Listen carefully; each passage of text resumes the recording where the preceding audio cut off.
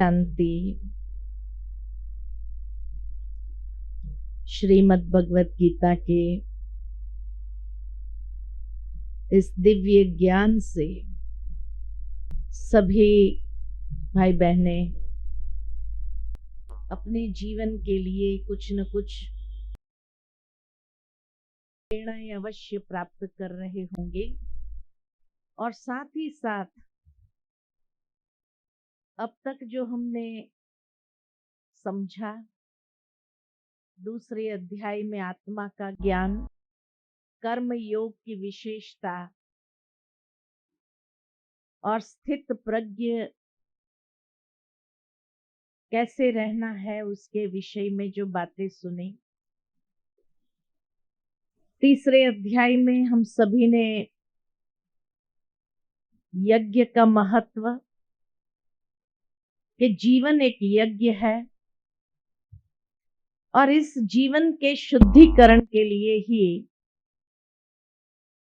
तन मन और धन, उससे जो बुराइयां हो रही है, मन में बुरे विचार, तन से बुरे कर्म और धन जो बुरे रास्ते पर बुरी आदतों के पीछे लग रहा है, उन चीजों को स्वाहा करना है। अर्थात इस योगाग्नि में उसको परिवर्तन करना है। जितना उसका शुद्धिकरण होगा उतना ही हम पात्र बन जाते हैं कृपा वृष्टि के, और परमात्मा की कृपा वृष्टि सहज अनुभव कर सकेंगे। और फिर मनुष्य जीवन में पाप क्यों होते हैं? तो रजोगुण से उत्पन्न काम और क्रोध, जिसके पूरक राग और द्वेष है, जो ज्ञानियों के निरंतर बैरी है, और मन बुद्धि इंद्रिय उसके वासस्थान है। इसीलिए भगवान ने कहा इसको संयम में रख। और स्वाभाविक प्रश्न अर्जुन का जो था कि क्या मन बुद्धि इंद्रियों को संयम में रख सकते हैं? तो बहुत सुंदर तरीके से भगवान ने कहा कि अपने आत्मिक बल को पहचानो और बुद्धि के द्वारा मन को वश करो और इंद्रियों को एक दिशा दो। आसक्ति और अनेक प्रकार के प्रलोभन जो है उस दिशा में खड़ा है, जो इंद्रियों के द्वारा मोहित हो रहा है। तो इसीलिए उसको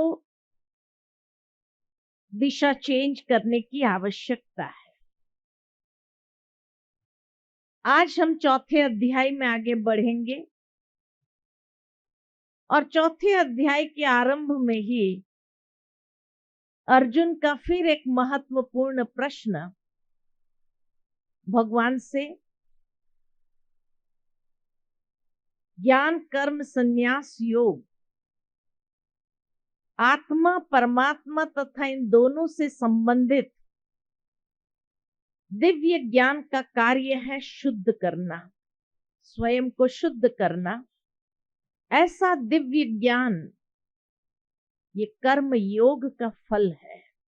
जो इंसान कर्म योगी बनता है तो उसका फल, उसको दिव्य ज्ञान की प्राप्ति होती है। इस अध्याय में परमात्मा गीता के प्राचीन इतिहास का, इस भौतिक जगत में बारंबार अपने अवतरण की महिमा तथा सतगुरु के पास जाने की आवश्यकता का उपदेश देते हैं।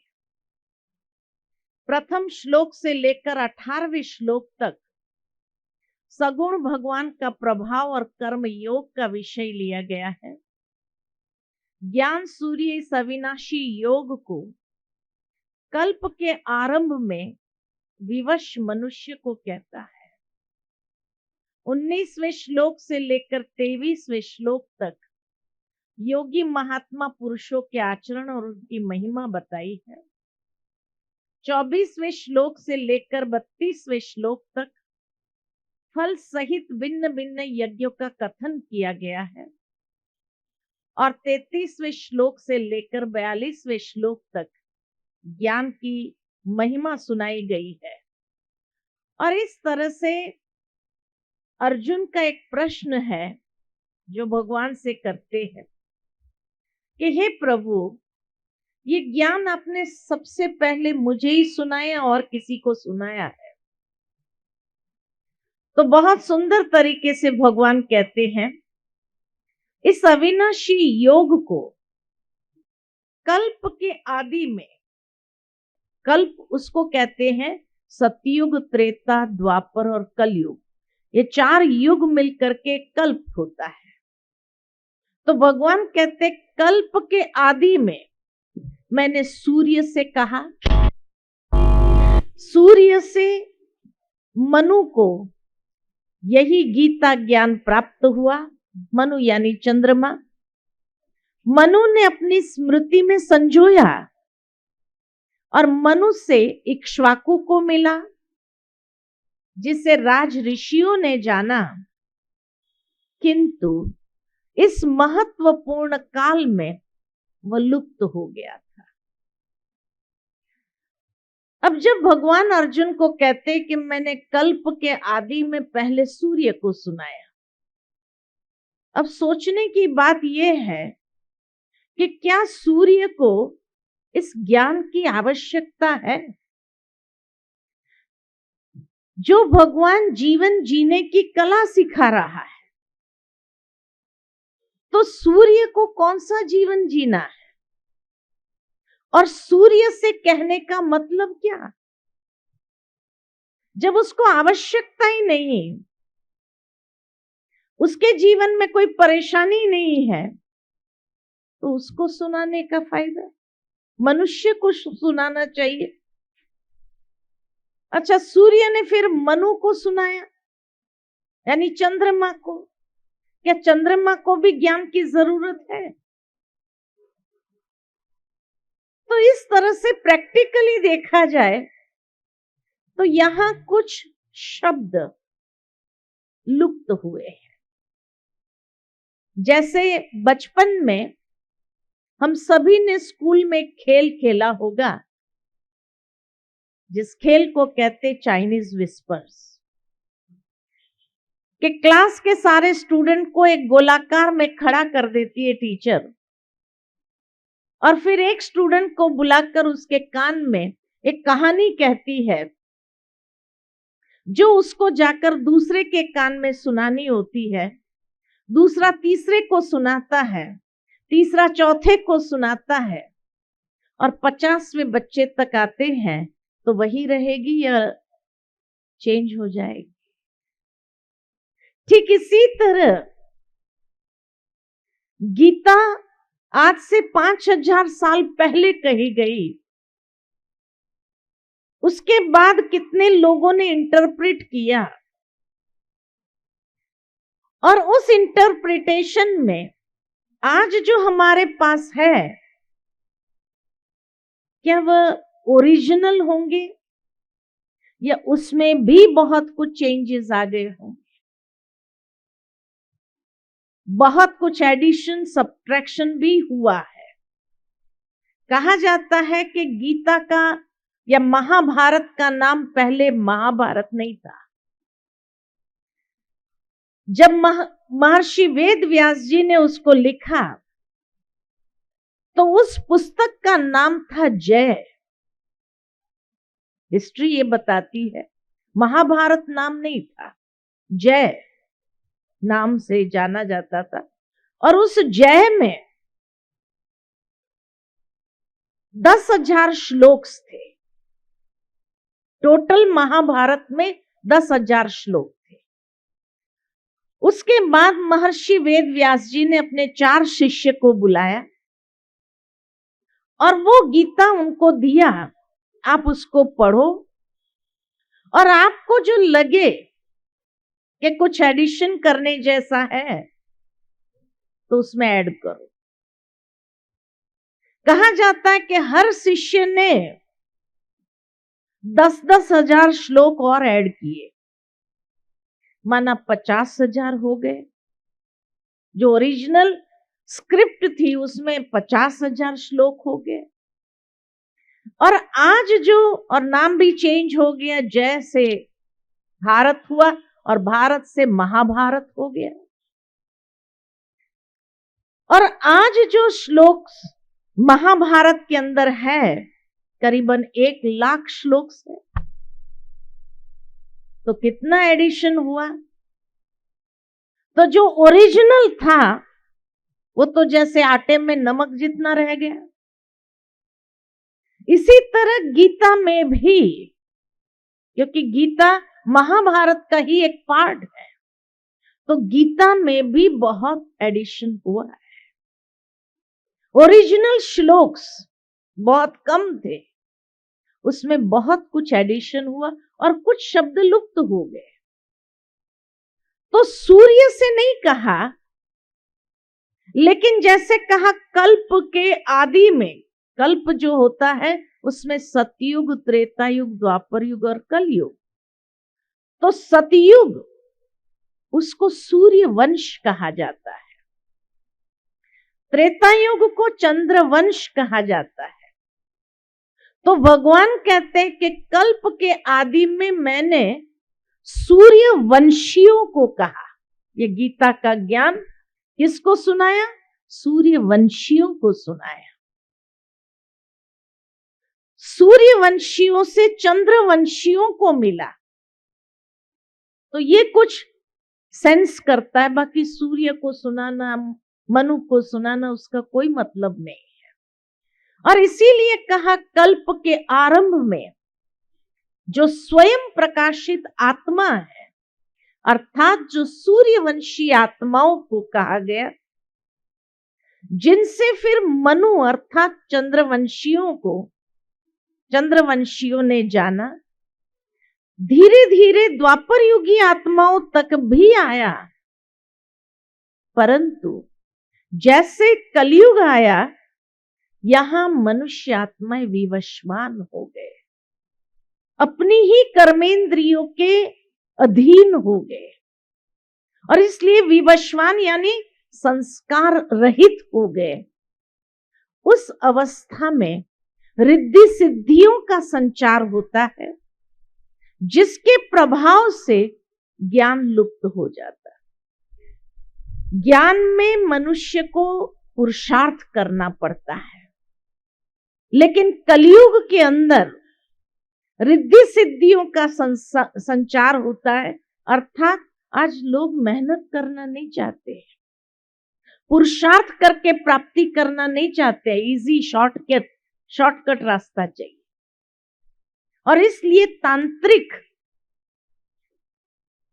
विद्याओं का संचार होता है, और उससे इंस्टेंट फल प्राप्त करना चाहता है, तो जरूर है ज्ञान तो लुप्त हो ही जाएगा। अब भगवान कहते, अब यह वही पुरातन योग आज मैंने तुझको कहा है, अर्थात हम सब अर्जुनों को कहा है, जिससे सर्व को प्राप्त होगा। फिर धीरे धीरे ट्रांसेंड होता जाएगा, अलग अलग स्थानों पर अलग अलग तरीके से वो ट्रांसेंड होगा। तो इसीलिए सबसे पहले सूर्यवंशियों को कहा, उन्होंने चंद्रवंशियों को दिया ये ज्ञान, फिर द्वापर युग तक भी आया, लेकिन फिर कलयुग में आते ये लुप्त हो गया। वही गीता का ज्ञान जो एक छोटा सा पुस्तक था, लेकिन आज उसमें जैसे कहा काफी श्लोक ऐड हो गए, और उसके पीछे और एक कहानी भी है। आप सभी को मालूम होगा, आज से करीबन 400 साल पूर्व मैकलिन नाम का एक व्यक्ति भारत में आया था, और उसने भारत भ्रमण किया। और भारत भ्रमण करने के बाद उसने यहां से रानी को पत्र लिखा लंदन में कि जिस देश पर हम राज्य करने का सोच रहे हैं, इस देश पर राज्य करना असंभव है। तो रानी ने पूछा क्यों? तो कहा कि ये आत्माएं जो है यहाँ की, भारत की, ये अपनी जड़ों से इतनी जुड़े हुए हैं, अपने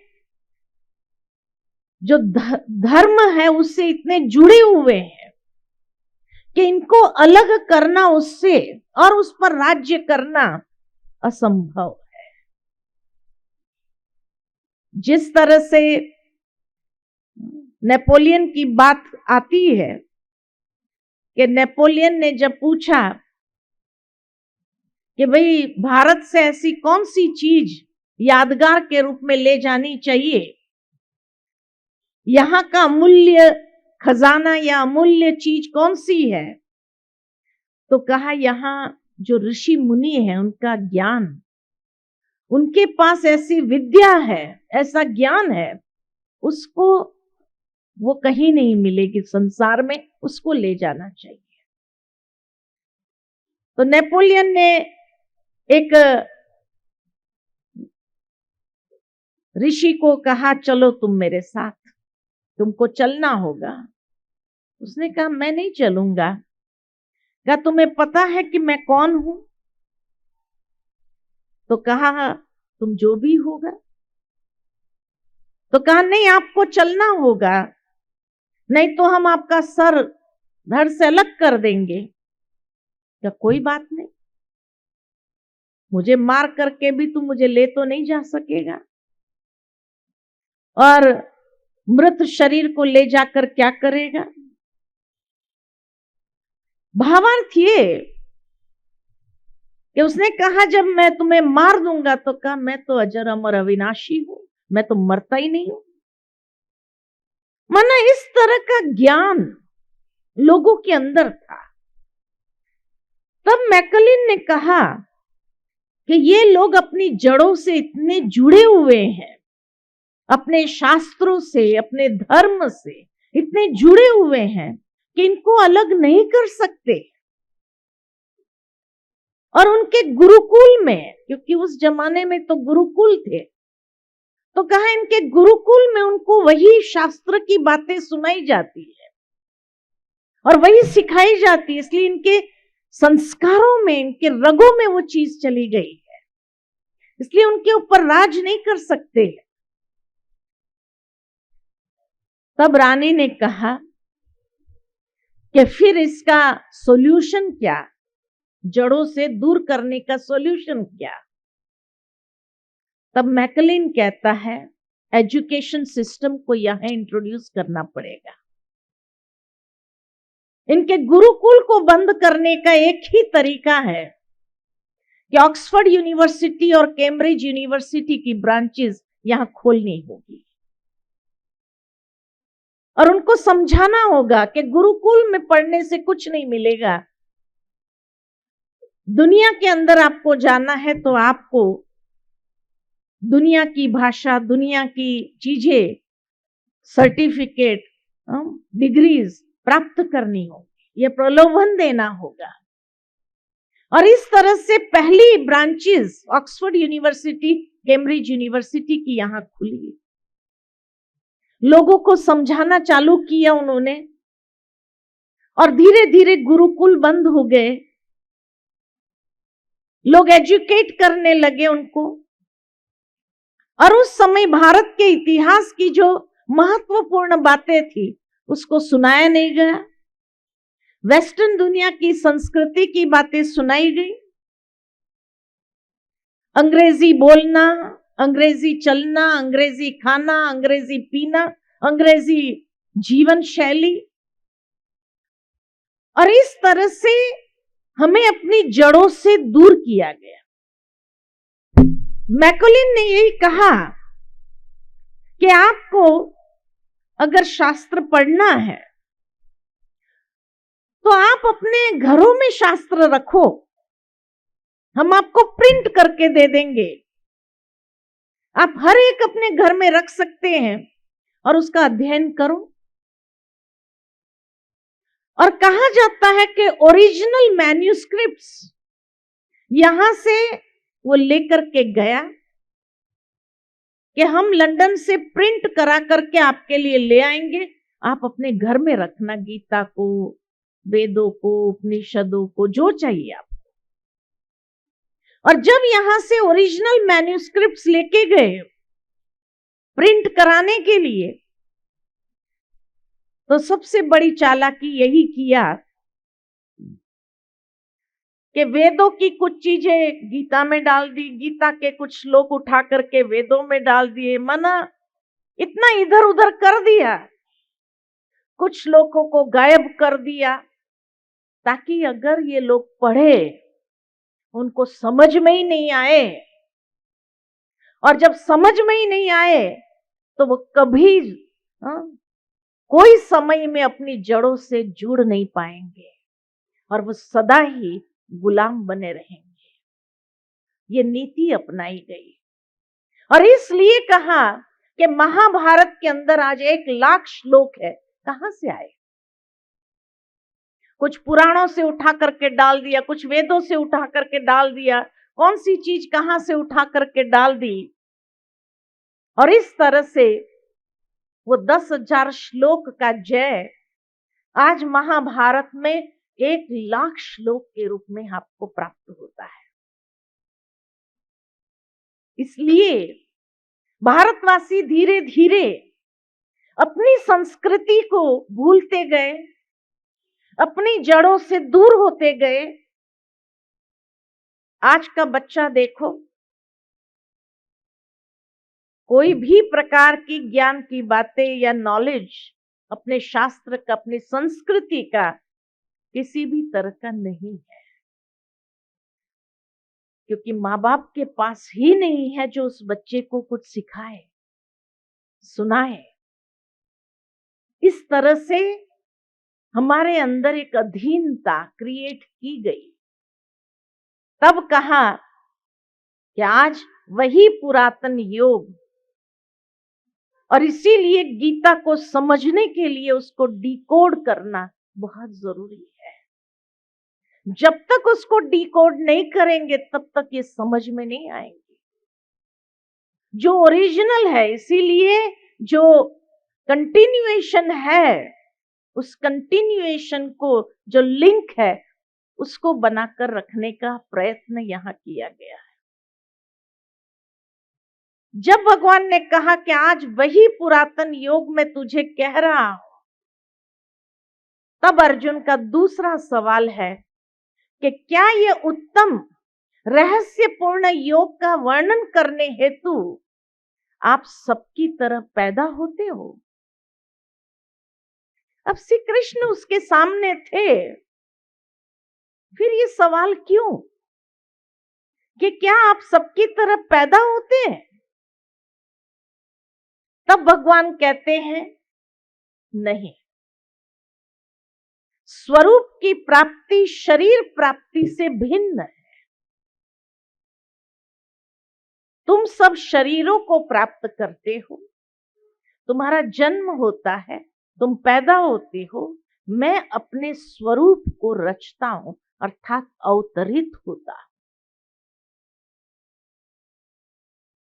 इसलिए भगवान कहते हैं स्वरूप की प्राप्ति शरीर प्राप्ति से भिन्न है। मेरा जन्म इन आंखों से देखा नहीं जा सकता है। अब सोचने की बात है कि श्री कृष्ण खड़े हैं, जो अर्जुन को दिखाई दे रहा है, फिर ये महावाक्य कौन बोल रहा है? आज तक किसी ने हमें बताया नहीं कि गीता के ओरिजिनल वर्जन्स किसके हैं। संपूर्ण गीता के अंदर कहीं पर भी श्री कृष्ण उवाच नहीं आता है, भगवान उवाच। जब उसने कहा मैं स्वरूप को रचता हूं, माना अवतरित होता हूं। क्यों अवतरित होता है? तो आगे कहते हैं मैं अजन्मा हूं, मेरा जन्म नहीं होता है। अव्यक्त मूर्त हूं, व्यक्त स्वरूप नहीं है मेरा। शाश्वत हूं, इटर्नल हूं।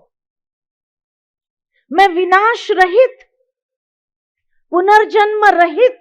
मैं पुनर्जन्म में भी नहीं आता, न मेरा कभी विनाश होता है। प्रकृति को अधीन करके, यानी ये शरीर की प्रकृति को अधीन करके योग माया से प्रकट होता, मैं अवतरित होता हूं।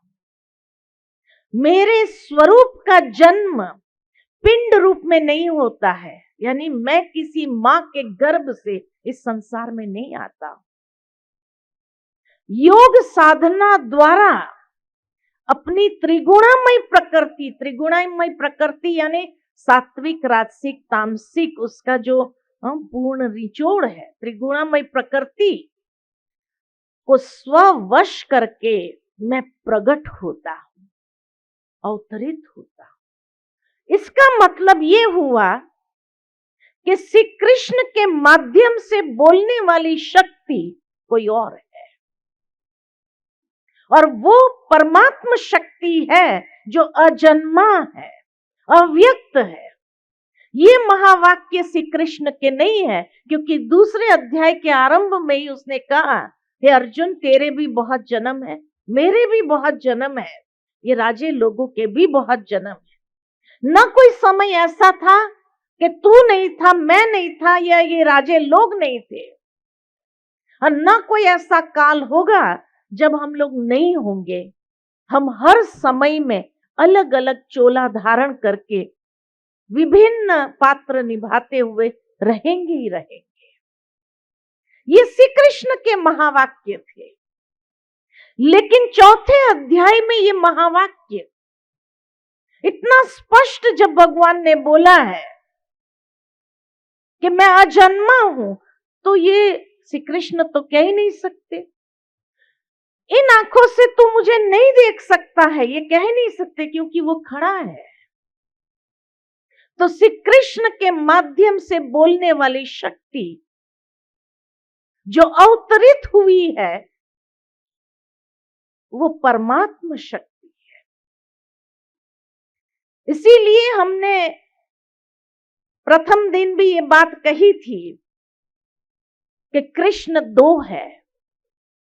दो कृष्ण कौन से हैं? एक श्री कृष्ण है जो मोहिनी मूर्त है, और कृष्ण का शाब्दिक अर्थ अगर लिया जाए तो आकृष्ट करने वाला, यानी आकर्षण करने वाला।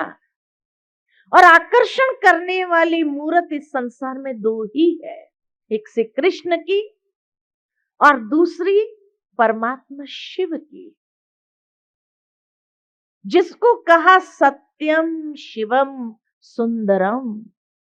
इतनी सुंदर मूर्त है जो भी सबको आकृष्ट करती है। इसीलिए महर्षि वेद व्यास ने कहा कि ये कृष्ण के उच्चारे हुए महावाक्य है, लेकिन उसको स्पष्ट नहीं किया कौन से कृष्ण ने। और तब लोगों ने अपनी बुद्धि से समझ लिया श्री कृष्ण के ही महावाक्य है। भले ये शब्द हम पढ़ते रहे गीता में, या जो गीता प्रवचन करने वाले हैं वो भी इस बात को स्पष्ट नहीं करते हैं कि भगवान ने ऐसा क्यों कहा, या श्री कृष्ण ने ऐसा क्यों कहा कि तू इन आंखों से मुझे नहीं देख सकता है। तब कई बार कई लोग क्या समझा देते हैं हमें, निराकार साकार सब एक ही है, और इसीलिए निराकार जब स्वरूप है तो उसको नहीं देख सकते हैं, लेकिन वो साकार स्वरूप में जब आते हैं तो वही बोलता है, क्योंकि उनके पास कोई डेप्थ नहीं है इस बात को, इस रहस्य को समझने की। और इसीलिए कहा, सूर्य को कहा, चंद्र को कहा, लेकिन कभी किसी ने सवाल किया उनसे कि भाई सूर्य को कहने की क्या जरूरत थी, इंसान को ही कह देते थे तो इतना कलयुग आता ही नहीं था। क्या भगवान को ये समझ नहीं थी कि मुझे ये ज्ञान किसको देना चाहिए? लेकिन आज तक किसी ने पूछा भी नहीं, उनसे कोई क्वेश्चन नहीं किया। और हमारी आदत के हिसाब से सतवचन महाराज, क्योंकि यही कहा गया संशय बुद्धि विनश्यन्ति, अगर संशय किया तो आपका विनाश होगा, तो एक डर बिठा दिया गया। इसीलिए महात्माएं जो सुनाते हैं हमें प्रश्न नहीं करना चाहिए और हमें सत्य वचन कह के उसको स्वीकार कर लेना चाहिए। लेकिन क्या ये सत्य है? ये एटीट्यूड भी सत्य नहीं है। शायद ये बात इसीलिए वो कहते हैं क्योंकि उनके पास ही जवाब नहीं है, इसीलिए कहते हैं कि संशय नहीं उठाना चाहिए। ये भगवान के महावाक्य है। अरे क्यों ना उठाएं, हम सब प्रश्न क्यों नहीं उठाएं? आज हर कोई जानना चाहता है, जिज्ञासा है मन के अंदर, और उस जिज्ञासा को क्लियर करना, क्योंकि तभी तो कई प्रकार के अंधकार की जो परतें हैं उसको हम खोल पाएंगे। तो इसीलिए भगवान कहते हैं स्वरूप की प्राप्ति शरीर प्राप्ति से भिन्न है। मेरा जन्म इन आंखों से देखा नहीं जाता है, क्योंकि मैं अजन्मा अव्यक्त शाश्वत विनाश रहित पुनर्जन्म रहित हूं। मेरा स्वरूप का जन्म पिंड रूप में नहीं होता है। योग साधना द्वारा अपनी त्रिगुणामय प्रकृति को स्ववश करके मैं प्रकट होता। अब वो स्वरूप कौन सा है? क्योंकि आज तक हम भारतवासी कहीं ना कहीं कुछ गलतफहमी में है। तो जिसकी पूजा अजन्मा स्वरूप कौन सा है? वो निराकार स्वरूप कौन सा है? तो जिसकी पूजा हम सभी ने ज्योतिर्लिंगम के रूप में की। जैसे आत्मा का स्वरूप है प्रकाश पुंज, दिव्य ज्योति पुंज, तो उसके पिता का स्वरूप भी तो वैसा ही होगा। जिस तरह से पशु का पिता पशु है, पक्षी का पिता पक्षी है, मनुष्य का पिता मनुष्य है, तो आत्मा का पिता परमात्मा। आत्मा का स्वरूप अगर ज्योति पुंज है, एक दिव्य ऊर्जा है, एनर्जी है, तो उसके पिता का स्वरूप भी तो वैसा ही होगा। जिसकी पूजा भारतवासियों ने ज्योतिर्लिंगम के रूप में किया है। ज्योतिर्लिंगम, जिसको नाम दिया सदाशिव, जो सदा कल्याण करने वाले, कल्याणकारी है। इसलिए भारत भर में 12 ज्योतिर्लिंगम आज भी महान तीर्थ स्थान माने जाते हैं। 12 ज्योतिर्लिंगम क्या? भारत का शायद कोई गांव भी ऐसा नहीं होगा जहां महादेव जी का मंदिर न हो। देवों का देव महादेव उसको कहा कि जिसकी पूजा देवी देवताओं ने भी की। और हर मंदिर के नाम या नाथ या ईश्वर में एंड होता है। अमरनाथ, बबुलनाथ, भोलेनाथ, सोमनाथ, विश्वनाथ, पशुपतिनाथ या ईश्वर, रामेश्वर, गोपेश्वर, विश्वेश्वर, पापकटेश्वर, महाकालेश्वर, ओमकारेश्वर, ये सारे शिव के मंदिर है जो सर्व का नाथ और ईश्वर है। रामेश्वरम में श्री राम ने भी जिसकी पूजा की, वृंदावन में जाओ तो गोपेश्वरम में श्री कृष्ण ने भी गोपों के साथ मिलकर के उसकी पूजा की। तो नवरात्रि में जिन देवियों की पूजा करते हैं वो देवियां कौन है? ये देवियां भी शिव शक्तियां हैं, शिव की उत्पन्न की हुई शक्तियां, इसलिए उनका भी जन्म नहीं दिखाया जाता है। श्री कृष्ण का जन्म है, श्री राम का जन्म है, लेकिन देवियों का जन्म नहीं है, उत्पत्ति है। ब्रह्मा विष्णु महेश की भी उत्पत्ति है। इसीलिए शिव को कहते त्रिदेव, कि ब्रह्मा विष्णु महेश की उत्पत्ति करने वाला। इसलिए जहां पर भी भारत में शिव के मंदिर बनते हैं, तो शिव के मंदिर में शिव की प्रतिमा, शिवलिंग की प्रतिमा को द्वार से नहीं लाया जाता है, ऊपर का गुंबज नहीं लगाते हैं और ऊपर से शिवलिंग को उतारा जाता है। ये भारत में प्रथा है। जैसे और मूर्तियों की प्राण प्रतिष्ठा जब करते हैं तो द्वार से मूर्ति को लाया जाता है, लेकिन शिवलिंग को द्वार से नहीं लाया जाता, ऊपर से उसको उतारा जाता है, क्योंकि एक शिव परमात्मा ही है जो अवतरित होते हैं, बाकी सभी का जन्म होता है। 33 करोड़ देवी देवताओं का जो गायन है, 33 कोटि देवी देवताओं का, उन सब का जन्म दिखाया है। तो भक्ति में भी एक बहुत सुंदर यादगार दिया है। ब्रह्मा देवाय नमः, विष्णु देवाय नमः, शंकर देवाय नमः कहेंगे, लेकिन शिव परमात्माय नमः या ओम नमः शिवाय कहा जाता, ओम नमः शंकराय कभी नहीं कहा जाता है, क्योंकि एक परमात्मा है, एक देवता है। तो शिव और शंकर में ये अंतर है। शिवरात्रि मनाई जाती है, शंकर रात्रि उसको कोई नहीं कहेगा।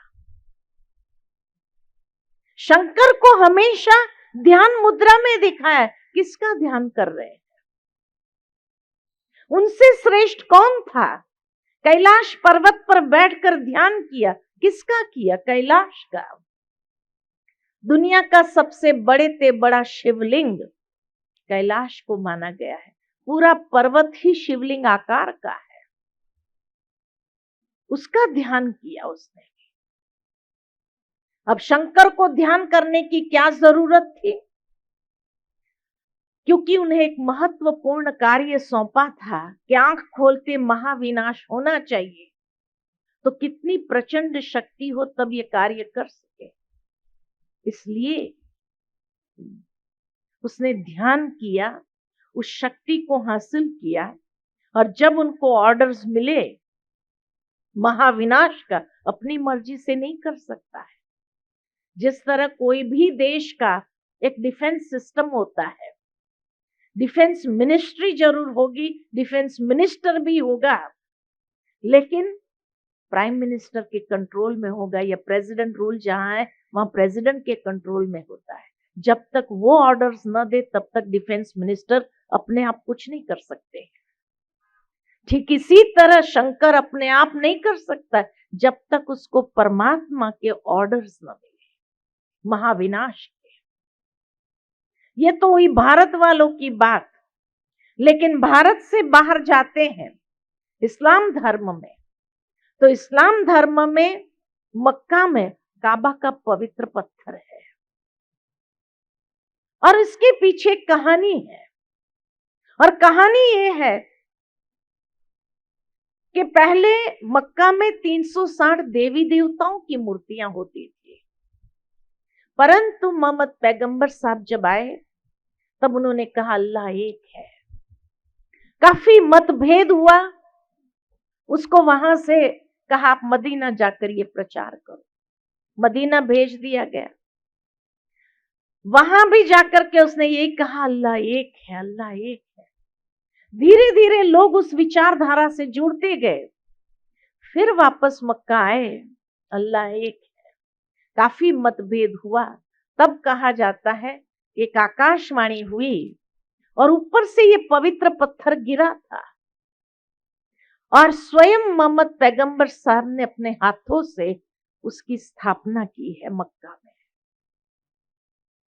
और तब से लेकर के ये मान्यता है कि जीवन में एक बार ये पवित्र पत्थर का दर्शन अवश्य करना चाहिए, तब जीवन सफल हुआ। इसलिए हर साल उनकी हज यात्राएं निकलती है। हज में भी हर कोई नहीं जा सकते, हज में जाने के नियम बहुत कड़े हैं, लेकिन जो हज में जाते हैं वहां जाकर क्या करते हैं? अपने पापों का प्रायश्चित करते हैं। एक पिल्लर है जिसको वो शैतान कहते हैं, शैतान को पत्थर मारते हैं और 7 बार परिक्रमा करते हैं। 7 बार परिक्रमा सिर्फ हिंदू धर्म में होती है और सिर्फ मक्का में होती है और कोई मस्जिद में नहीं होती है।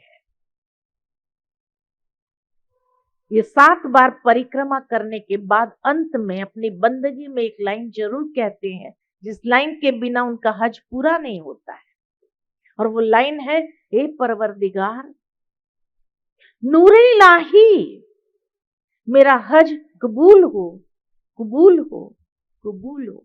तब उनका हज कबूल होता है। परवरदिगार परमेश्वर को कहा है।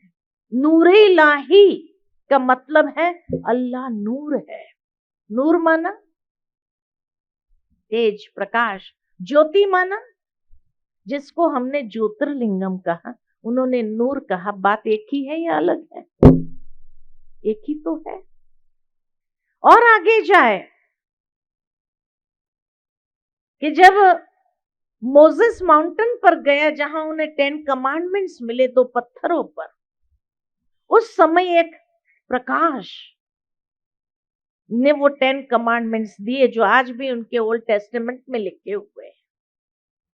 तब मोसेस पूछता है उस प्रकाश से कि जब मैं ये 10 कमांडमेंट्स लेकर के जाऊंगा, लोग मुझे पूछेंगे किसने दिया, तो मैं क्या बताऊं, आपका परिचय क्या है? तब वो लाइट कहता है, यहोवा। यहोवा का मतलब है द सुप्रीम लाइट। प्रकाश ने ये दिया, यही कहना। इसीलिए जीसस ने कभी अपने आप को गॉड नहीं कहा, उसने यही कहा, I am the son of God. God is light, I am the son of God. और इसीलिए जब उन्हें क्रॉस पर चढ़ा रहे थे, उस वक्त भी अपनी अंतिम प्रार्थना में उसने भगवान से यही कहा, हे प्रभु, आप इन्हें क्षमा कर देना, क्योंकि उन्हें पता नहीं है वो क्या कर रहे हैं। आज भी अगर वेटिकन चले जाओ, जो क्रिश्चियनों का सबसे बड़ा तीर्थ माना जाता है, रोम में, उस वेटिकन के अंदर आपको किसी व्यक्ति की प्रतिमा नहीं मिलेगी, जीसस की भी नहीं मिलेगी, लेकिन ज्योति स्वरूप लाइट का ही सिंबल मिलेगा, जिसको क्रिश्चियनों ने लाइट कहा, मुसलमानों ने नूर कहा, हिंदुओं ने ज्योति कहा। बात एक ही है या अलग है? जो अजन्मा है, अव्यक्त है, जो अकाल मूर्त है, जिसको काल कभी नहीं खा सकते। गुरु नानक देव जी ने भी उस परमात्मा की बहुत सुंदर महिमा कही है, और उन्होंने भी कहा, एक नूर जो निराकार, निर्वैर, सतनाम। कितनी सुंदर तरीके से सारी महिमा गाई है। और इसीलिए दिखाते हैं कि गुरु गोविंद सिंह जी ने भी शिव की महिमा गाई थी। और आगे जाए, जैन धर्म में 24 तीर्थंकर दिखाते हैं, और ये 24 के 24 तीर्थंकर ध्यान मुद्रा में किसका ध्यान कर रहे हैं? महावीर स्वामी ने कभी अपने आप को भगवान नहीं कहा, वो भी ध्यान मुद्रा में मेडिटेशन कर रहा है। किसको याद कर रहे हैं? तो कहा जाता सिद्ध शिला को, सिद्ध शिलापति, यानी जो सर्वश्रेष्ठ है, निराकार है, उसी को याद किया। और आगे जाए, महात्मा बुद्ध ने कभी मूर्ति पूजा की और किसी को प्रेरित नहीं किया, परंतु आज भी अगर जापान चले जाओ तो 3 फुट की ऊंचाई पर 3 फुट दूर बैठ के एक थाली के अंदर लाल पत्थर रखा जाता है, बिल्कुल शिवलिंग आकार का होता है, जिनको कहते हैं करनी का पवित्र पत्थर, जिसका नाम है चिंकुन शेकी, और उसके सामने बैठकर मेडिटेशन करते हैं और कहते हैं हमारा मन शांत हो जाता है, शांति का दाता है। और आगे जाए पारसी धर्म में कहा जाता कि पारसी लोग जब ईरान से भारत आए थे तो जलती हुई ज्योत को लेकर के आए थे। आज भी उनके मंदिर को कहा जाता है द फायर टेम्पल, जहां अखंड ज्योत निरंतर जलती रहती है। तो सर्वधर्म मान्य कौन है? जिसको देवों ने भी पूजा, देवी देवताओं ने भी याद किया, जिसको गॉड कहा, अल्लाह कहा, ईश्वर कहा, प्रभु कहा, मालिक कहा। साईं बाबा ने क्या कहा? सबका मालिक एक। साईं बाबा ने कभी अपने आप को भगवान नहीं कहा, हमने उसको भगवान बना दिया। उन्होंने तो कभी नहीं कहा सबका मालिक एक, उसको याद करो। तो हम राह भूले कहां से है? हम राह तभी से भूले जब हमें अपनी जड़ों से अलग कर दिया गया। इसलिए कहा सर्वधर्म मान्य, एक ही तो स्वरूप है सारे विश्व के अंदर, जो अजन्मा है, जो अव्यक्त है, जो शाश्वत है, विनाश रहित, अकाल मूर्त, पुनर्जन्म रहित, जो किसी मां के गर्भ से इस संसार में नहीं आते।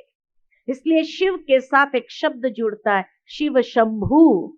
ओरिजिनल शब्द है स्वयंभू, जो स्वयं प्रकट हुआ है, जिसको उत्पन्न करने वाले कोई माता पिता नहीं है, जो स्वयं प्रकट हुए। तब अर्जुन का और एक सवाल आता है, और वो सवाल है जो हमारे मन में भी उत्पन्न हो सकता है। जो पहले कहा कि क्या आप सबकी तरह पैदा होते हैं, अब दूसरा सवाल है, आप किस परिस्थिति में और कब प्रकट होते हो? अब ये सवाल उनके जो है श्री कृष्ण को नहीं है। अब जब वो भगवान से बात कर रहा है, डायरेक्ट कम्युनिकेट 1-to-1 बेसिस पर कर रहा है, तब वो पूछता है आप किस परिस्थिति में और कब प्रकट होते हो? तब भगवान कहते यदा यदा ही धर्मस्य। हे भारत, यहां अर्जुन को संबोधित करते हैं भगवान हे भारत, अर्थात एक अर्जुन की बात नहीं, हर एक भारतवासी को संबोधित कर रहा है कि हे भारत, जब जब परम धर्म और परमात्मा के प्रति हृदय ग्लानि से भर जाता है, जब अधर्म की वृद्धि होती है, तब तब मैं अपने स्वरूप को रचता हूं और स्वयं अवतरित होता हूं। यहां अवतरण का अभिप्राय पुनर्जन्म लेना नहीं है, अपितु पुनः अपने स्वरूप को प्रकट करना है। बहुत स्पष्ट शब्द में भगवान ने कहा कि मैं पुनः अवतरित होता हूं, अधर्म के समय पर इस संसार में आता हूं। फिर आगे कहते हैं भगवान परित्राणाय साधुनाम, यानी परम साध्य परमात्मा के समीप ले जाने वाले विवेक किस लिए आते हैं? कहा ना कब आते हैं और किस उद्देश्य से आते हैं? तो कहा परम साध्य परमात्मा के समीप ले जाने वाले विवेक यानी ज्ञान, वैराग्य और दैवी संस्कारों को निर्विघ्न प्रवाहित करने हेतु तथा दुष्कृत्य के कारक, आज जितने भी दुष्कृत्य हो रहे हैं संसार में, काम और क्रोध के कारण ही तो हो रहे हैं, राग और द्वेष के कारण ही तो हो रहे हैं। तो भगवान कहते हैं दुष्कृत्य के कारक काम, क्रोध, राग, द्वेष इत्यादि विकारों का संपूर्ण विनाश करने के लिए और परम धर्म सनातन धर्म की पुनः स्थापना करने के लिए मैं ऐसे युगे युगे प्रकट होता हूं। अर्थात कब आते हैं? कब आते हैं? क्या हर युग में आने की जरूरत है? क्योंकि हर युग में तो इतना अधर्म होता नहीं, सिर्फ कलयुग में ही इतना अधर्म होता। तो जब जब तब तब जब ऐसे दुष्कृत्य के कारक काम क्रोध राग द्वेष है, अब सतयुग जो है ही सत्यता का युग, जहां असत्यता का नामो निशान नहीं है, जहां कहा जाता कि भारत एक सोने की चिड़िया थी, जहां शेर और गाय एक घाट पर पानी पीते थे, इतनी अहिंसा अगर प्राणी में हो तो उस समय के लोग कैसे होंगे? क्योंकि मनुष्य का ही वाइब्रेशंस का प्रभाव पशु पक्षियों पर पड़ता है। आज मनुष्य हिंसक हो गया, इसीलिए पशु पक्षी भी हिंसक हो गए। तो जहां अगर पशु पक्षी इतने अहिंसा वाले हो कि शेर और गाय घाट पर पानी पीते हो, तो उस समय के लोग कैसे होंगे? वहां तो अधर्म है ही नहीं, तो वहां तो भगवान के आने की जरूरत नहीं।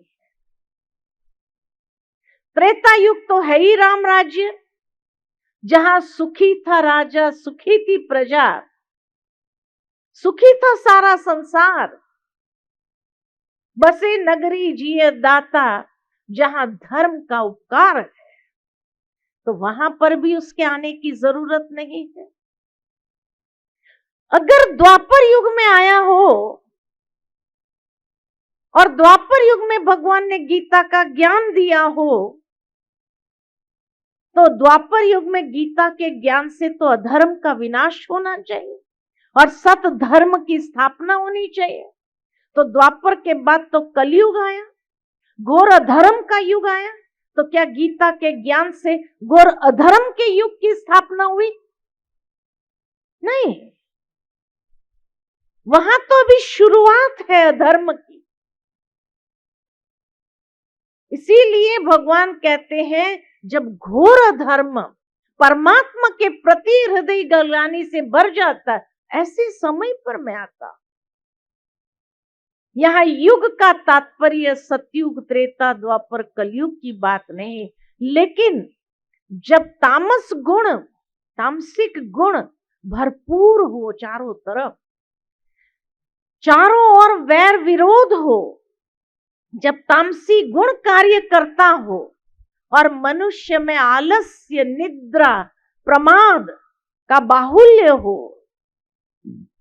मनुष्य कर्तव्य को जानते हुए उसमें प्रवृत्त नहीं हो सकता, निषिद्ध कर्म को जानते हुए उससे निवृत्त नहीं हो सकता। इस प्रकार का युग धर्म के उतार चढ़ाव पर परमात्मा संसार में प्रकट होते हैं। तो वो युग कौन सा है? कलयुग।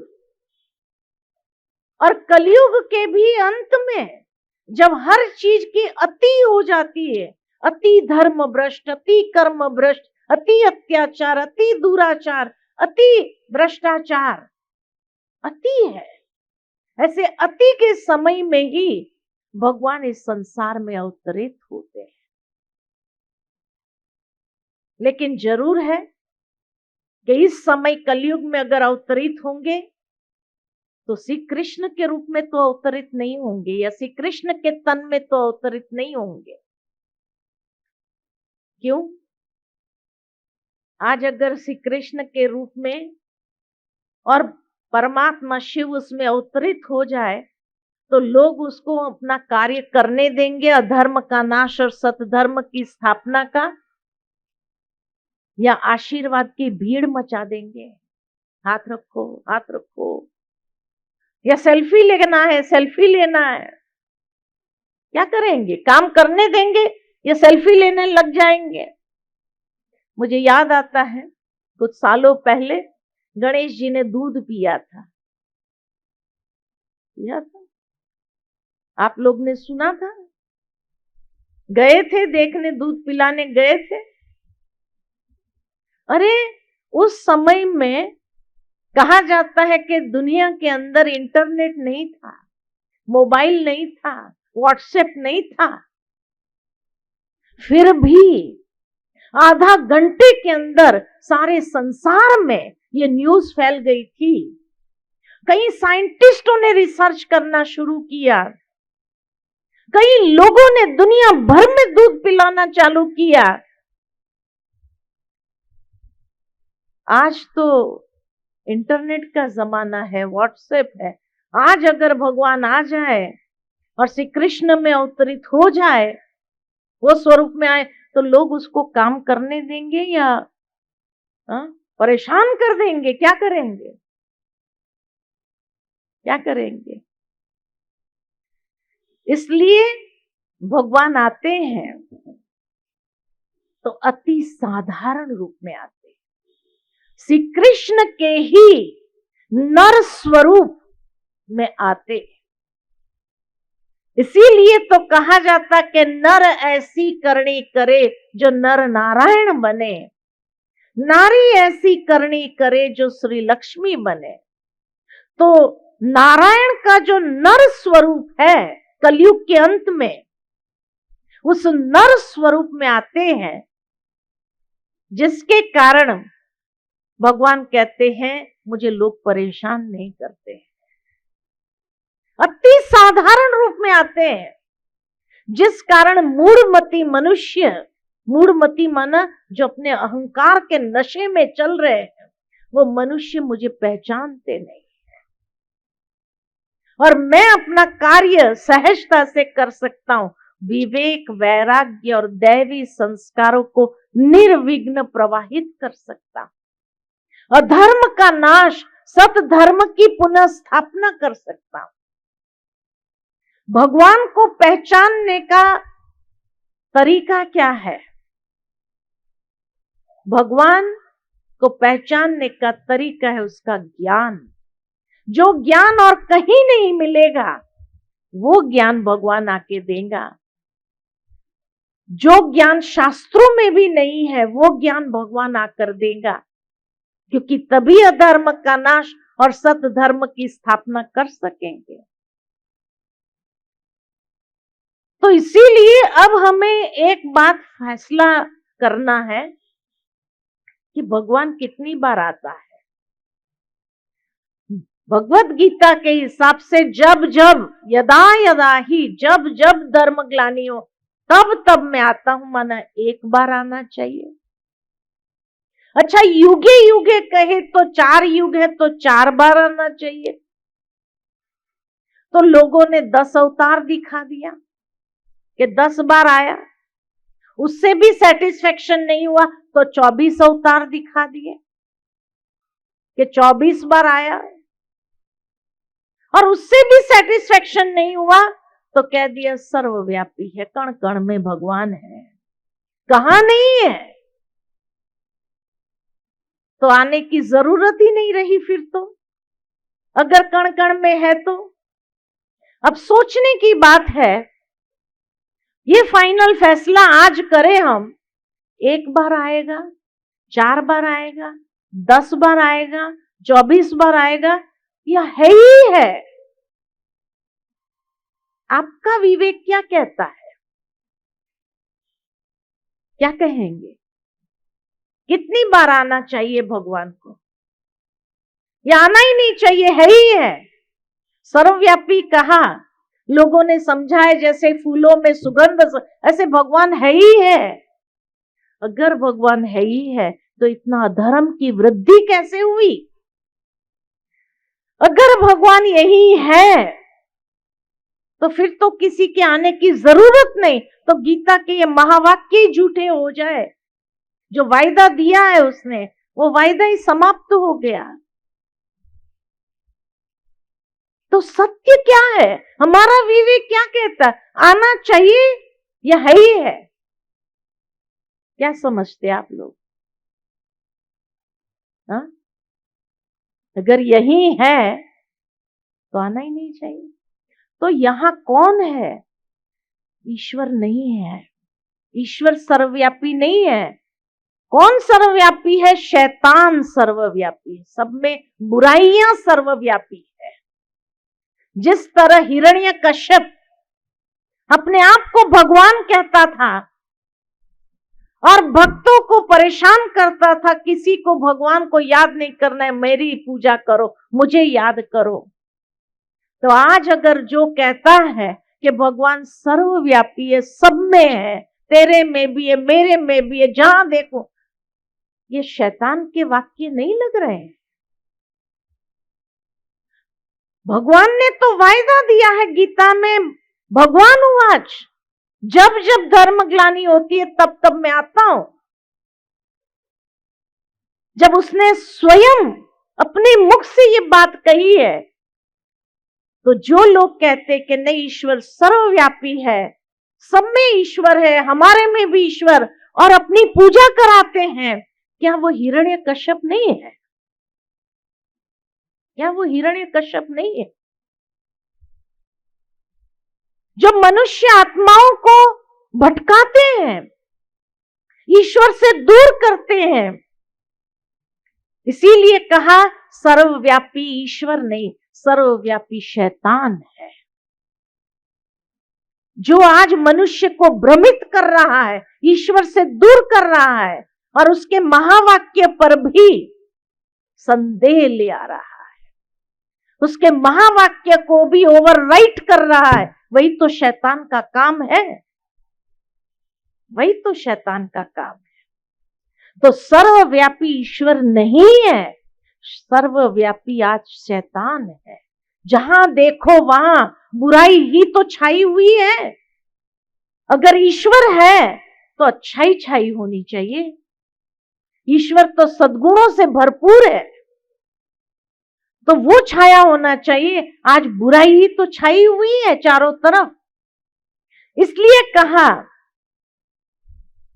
कि यहां ईश्वर नहीं है, तभी मनुष्य इतना भटक रहा है, इतना परेशान है, अनाथ हो गया है, ऑर्फन हो गया है, क्योंकि वो माता पिता नहीं है और वो धर्म के समय पर आता है। ये उसने वायदा दिया है हमें। तो इस समय पर भगवान आकर के कैसे पता चले कि भगवान आया? उसका ज्ञान, जो ज्ञान किसी शास्त्र में नहीं है फिर भी सत्य प्रतीत होता है, वही तो ईश्वर का सत्य स्वरूप प्रकट करता है। जो स्वयं ईश्वर का परिचय देता है कि मैं कौन हूं। जैसे आप किसी शहर में चले जाओ, किसी गांव में चले जाओ, जहां आपको कोई पहचानता नहीं हो, लोग आपके लिए अनुमान लगाएंगे, शायद वो फलानी जगह से आया है, ऐसे फीचर से माना फलानी जगह से आया होगा, अनेक प्रकार के अनुमान लगाएंगे। लेकिन जब तक आप स्वयं अपना परिचय नहीं देंगे, तब तक लोग अनुमान ही लगाते रहेंगे। इसी तरह आज संसार में इतनी जो ईश्वर के बारे में मतें हो गई है, यही बताता है कि ये सारी अनुमान लगाए गए हैं। शायद ईश्वर ऐसा होगा, शायद ऐसा होगा, शायद ऐसा हो, और उसको कितनी मतांतर कर दिया। तब परमात्मा स्वयं जब इस संसार में आते हैं, तब अपना परिचय खुद देते हैं कि मैं कौन हूं। नहीं तो हमें कैसा पता चलेगा कि भगवान कौन है? हम कैसे हिम्मत करके आपको बताएंगे? लेकिन अगर आज ब्रह्मा कुमारी ईश्वर का सत्य परिचय दे रही है, तो उन्होंने कहां से प्राप्त किया? जरूर भगवान ने आकर बताया होगा, तभी तो प्राप्त किया, और तभी तो आज आपको दे रहे हैं। और वो गीता का जो महावाक्य है, उसको भी डिकोड कर रहे हैं। तब अर्जुन का और एक प्रश्न भगवान के प्रति है, और वो है कि जब भगवान ने कहा कि मेरा जन्म और कर्म दिव्य और अलौकिक है, जो इन चरम चक्षु से देखा नहीं जा सकता है, तब अर्जुन पूछता है, तो हे प्रभु, कौन उसे देख और समझ पाता है? अगर श्री कृष्ण के महावाक्य होते तो अर्जुन को पूछने की जरूरत नहीं है।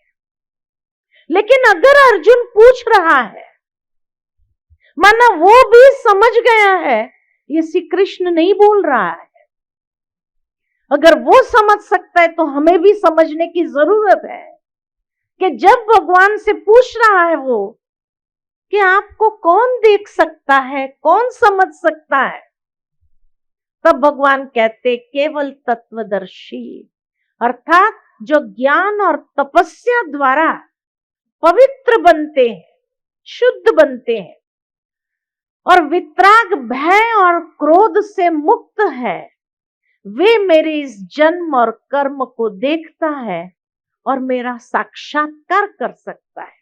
क्योंकि ये चरम चक्षु से नहीं देख सकते तो दिव्य चक्षु से ही तो मुझे देख सकेंगे।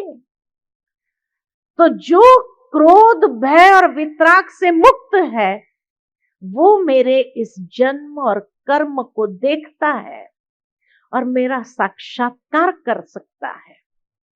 आत्म साक्षात्कार करने वाला ही इस अवीर्य भाव को समझ पाता है कि परमात्मा किस वितरागी में अवतरित होते हैं। क्योंकि अगर नर स्वरूप में आता है, नारायण का नर स्वरूप में आता है, तो वो किस वितरागी में आता है?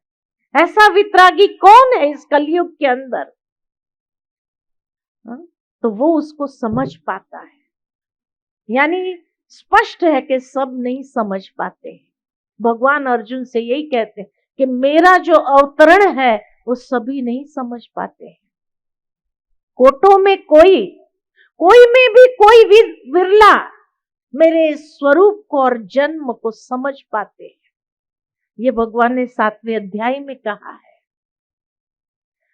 तब फिर भगवान फिर आगे उस बात को थोड़ा साइड में करके कर्मों की गुह्य गति समझाते हैं और कहते हैं कि हे अर्जुन, आज मैं तुझे समझाता हूं कर्म क्या है, अकर्म क्या है, विकर्म क्या है।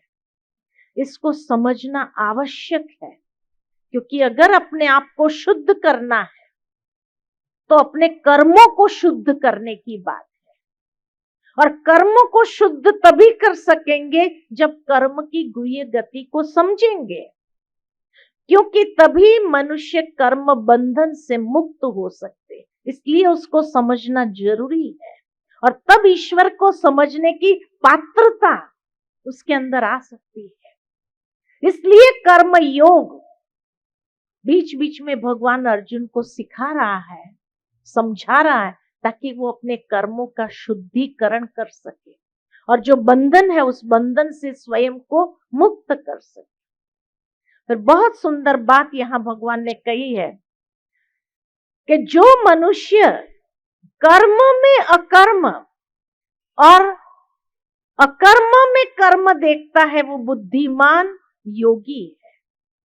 जो मनुष्य कर्म में अकर्म और अकर्म में कर्म देखता है वो बुद्धिमान योगी है।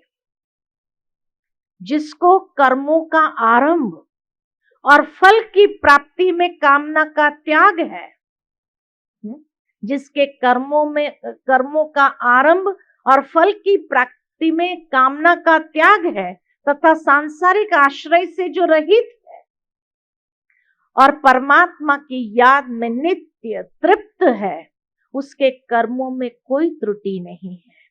वह ज्ञान रूपी अग्नि से विकर्मों को भस्म कर देता है। समझ में आया कि ऊपर से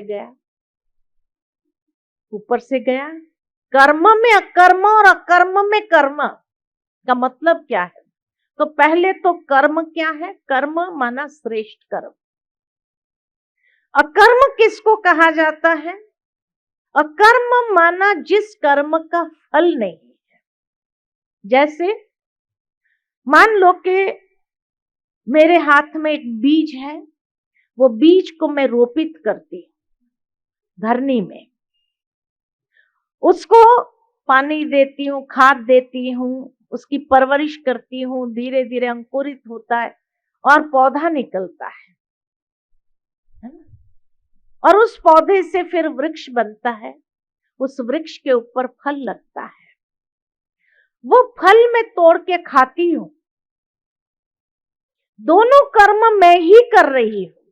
बीज बोने का काम भी मैं कर रही हूं और उस पर जो फल लगा वो फल तोड़ के खाने का काम भी मैं ही कर रही हूं। लेकिन दोनों कर्मों में कोई अंतर है? कोई अंतर है? बहुत बड़ा अंतर है। बीज बोने के कर्म को कहा जाता है श्रेष्ठ कर्म। क्यों? क्योंकि एक बीज से मुझे हजारों फल की प्राप्ति होती, वो भी हर सीजन में प्राप्त होता है। तो कितना पावरफुल कर्म होगा जो एक बीज से हजारों फल की प्राप्ति हो। लेकिन फल तोड़ के खाया, उसका कोई फल नहीं मिलता है, सेटिस्फैक्शन हुआ, समाप्त हो गया। इसीलिए फल खाने के कर्म को कहा जाता अकर्म। जिस कर्म का फल नहीं होता है, संतुष्टि प्राप्त हुई और वो कर्म वहां समाप्त हो जाता। लेकिन बीज बोने का जो कर्म है वो इतना पावरफुल है, जिसका इतना फल मिलता है मुझे, लेकिन फल खाने के कर्म का फल नहीं मिलता है। संतुष्टि मिली और पूरा हो गया। इसीलिए भगवान कहते हैं जो मनुष्य कर्म में अकर्म हम सब करते हैं। बीज बोने का काम करते हैं और फल खाते हैं। लेकिन बुद्धिमान योगी किसको कहा? तो जो अकर्म में कर्म देखता है। अकर्म में कर्म देखना मतलब अकर्म में श्रेष्ठ कर्म कैसे देखेंगे? कि जो फल मैंने खाया, उस फल को, जो बीज निकला उसको फेंक देते हैं लोग, ये नॉर्मल प्रकृति है। लेकिन बुद्धिमान योगी उस फल को दोबारा अंकुरित करके उसको बोता है, उसको भी व्यर्थ नहीं जाने देता। भावार्थ, एक बार एक दृष्टांत याद आता है कि एक बार एक सेठ जी थे और सेठ जी नास्तिक प्रकार के व्यक्ति थे, कभी कोई सत्संगों में जाते नहीं थे और उसकी पत्नी जो थी बहुत धार्मिक थी। जहां कहीं सत्संग होता था वहां पहुंच जाती थी। तो उनके शहर में एक बार एक महात्मा जी आए प्रवचन करने के लिए। तो सभी बहुत तारीफ कर रहे थे कि बहुत अच्छा समझाते, बहुत अच्छा बोलते। तो वो सेठानी को महसूस हुआ कि मेरा पति जरूर चले। शुभ भावना थी कि मेरे पति जरूर चले। तो इसको फोर्स करने लगी, आप भी चलो, आज आप भी चलो। सेठ जी कहे मेरा कोई काम नहीं है, मैं बिजनेस को छोड़ करके कहाँ आऊं, मैं इतना बिजी रहता हूं। लेकिन पत्नी कहे नहीं, मैं भी नहीं जाऊंगी। नहीं तो आज उसने भी जिद पकड़ लिया, आपको चलना ही है। अब सेठ जी ने अपना कारोबार थोड़ा समेट करके कहा चलो ठीक है, चलता हूं। लेकिन अगर मेरा कोई कारोबार आ गया बीच में, संदेश आ गया, मैं आ जाऊंगा। कहा कोई बात नहीं, चलो तो सही। उन्होंने सोचा कि महात्मा जी इतना अच्छा समझाते हैं, वो बैठे रहेंगे। अब महात्मा जी ने प्रवचन आरंभ किया और महात्मा जी ने कहा इस संसार में खाली हाथ आए थे, खाली हाथ जाएंगे। अपने साथ कुछ नहीं ले जाता, मनुष्य अपने कर्मों को ले जाता है, बस, और कुछ नहीं ले जाता। अब सेठ जी ने जैसे ही ये बात सुनी तो बड़ा परेशान हो गया कि मैंने इतना जो कमाया है, ये महल, गाड़ी, बंगला सब जो कमाया है, क्या सब कुछ मुझे यहीं छोड़ के जाना पड़ेगा? मैं साथ में नहीं ले जा सकता हूं। महात्मा जी ने कहा नहीं, साथ में नहीं ले जा सकते, वो सब यहीं छूटेगा। अब वो परेशान हो गया, मैं किसके लिए कमा रहा हूं फिर? मैं तो साथ में ले जाऊंगा, कोई भी विधि से ले जाऊंगा। अब जो है, महात्मा जी कहे नहीं, साथ तो कुछ नहीं चलता है, वो सब यहीं रहेगा। अब इतना परेशान हो गया सेठ जी, जो भी आता था उसको कहता था, भाई मुझे कोई विधि बताओ कि मैं साथ में कैसे ले जाऊं, मुझे साथ ले जाना है ये सब कुछ। सब कहे कि नहीं, खाली आता है, खाली अब जाना है।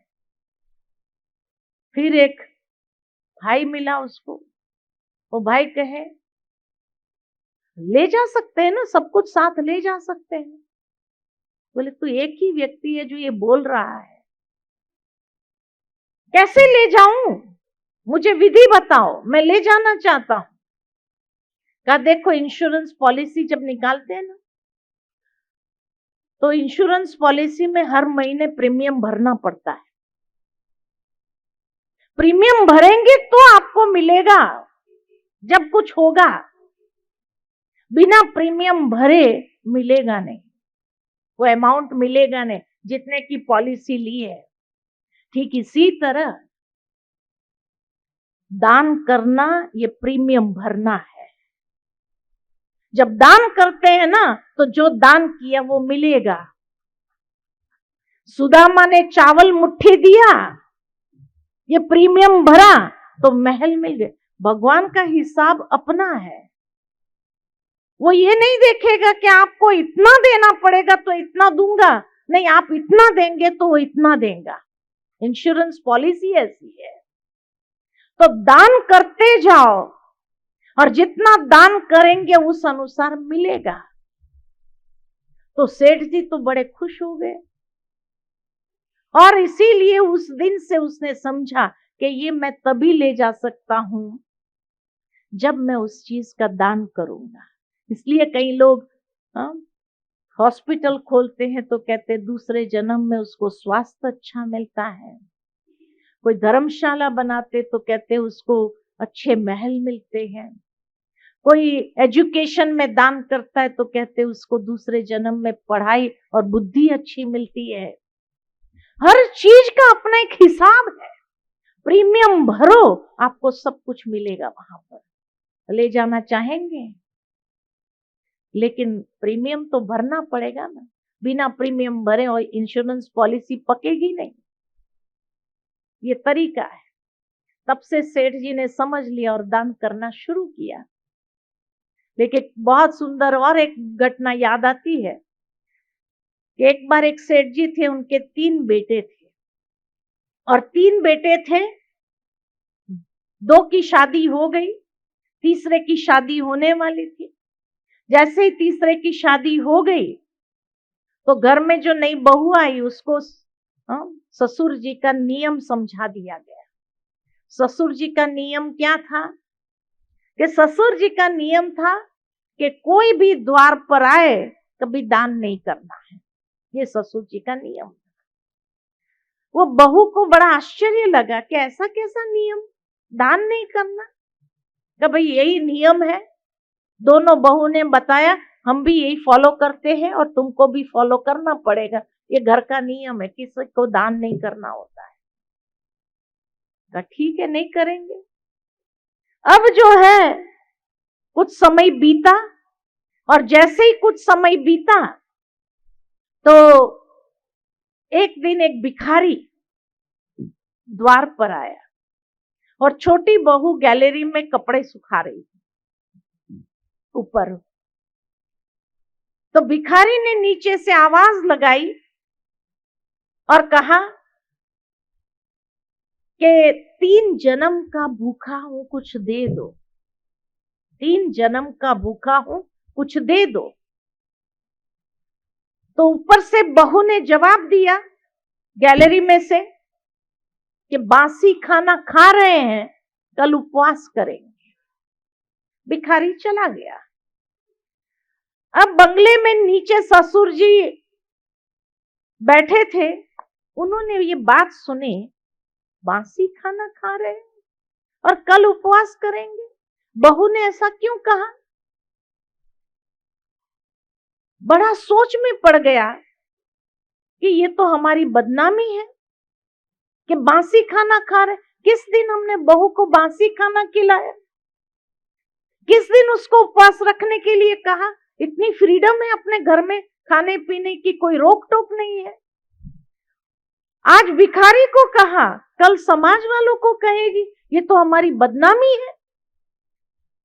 ससुर जी को इतना गुस्सा आया, उसने अपने समधी को फोन किया, उस लड़की के पिता को फोन किया और कहा, भाई आपकी बेटी जो है ना हमारी बदनामी कर रही, आप उसको ले जाओ, हमको नहीं चाहिए। अब पिता परेशान कि मेरी बेटी इतनी समझदार है, वो कभी ऐसा वैसा तो बोलेगी नहीं, ऐसी क्या मिसअंडरस्टैंडिंग हो गई जो समधी जी कहते हैं कि आपकी बेटी हमें बदनाम कर रही है। मेरी बेटी तो ऐसा काम कर नहीं सकती है। अभी वो जमाना था कि जब कहा जाता था कि डोली जाती और थी निकलती है। आज के युग की बात होती तो भाई पिता जाकर के लेके भी आता, कोई बात नहीं, चल बहन, नो मिसअंडरस्टैंडिंग को क्लियर नहीं करते। लेकिन पिता इतना परेशान हो गया, वो पंचों के पास गया गांव में और पंचों को कहा, आप मेरी लड़की को तो जानते हो, कहा बड़ी समझदार है, सुशील है, कहा उसके ससुर का फोन आया कि लड़की को ले जाओ, वो हमारी बदनामी कर रही है, आपको लगता है मेरी लड़की बदनामी करे? कहा नहीं, बिल्कुल नहीं। तो पंचों ने कहा जरूर कोई मिसअंडरस्टैंडिंग होगी, क्यों नहीं हम सेठ जी को ही बुलाते हैं और पूछते हैं क्या हुआ। सेठ जी को बुलाया और पूछा कि भाई ऐसा क्या हो गया, आप इतने क्यों नाराज हो रहे हैं। तो तब सेठ जी ने कहा, अरे भिखारी आया और उस भिखारी को उसने कहा कि बासी खाना खा रहे, कल उपवास करें। किस दिन हमने बासी खाना खिलाया, किस दिन उसको उपवास करना पड़ा, ये तो हमारी बदनामी कर रही है। कहा अगर ऐसा कहा है तो गलत बात है। कहा ठीक है, एक काम करते, लड़की को बुलाते हैं, उसको पूछते हैं कि उसने ऐसा क्यों कहा। लड़की को बुलाया कि भाई ऐसा क्यों कहा तुमने बासी खाना का, कौन से दिन तुमको बासी खाना खिलाया, कौन से दिन तुमको उपवास करने के लिए कहा। तो कहा अगर कोई गलती हो गई हो तो पहले क्षमा चाहती हूं, लेकिन वो भिखारी ने कहा 3 जन्म का भूखा हूं, कुछ दे दो। उसके जवाब में मैंने ये बात कही कि बासी खाना खा रहे हैं, कल उपवास करेंगे। कहा भाव यही था कि जब वो भिखारी ने कहा 3 जन्म का भूखा हूं, भावार्थ यही था कि पहले जन्म में उसके पास होगा, लेकिन उसने कभी दान पुण्य किया ही नहीं। जब किया ही नहीं तो मिलेगा क्या, इसलिए भिखारी बनना पड़ा। और अभी भी कुछ नहीं करेगा तो आगे के जन्म में भी भिखारी बनेगा।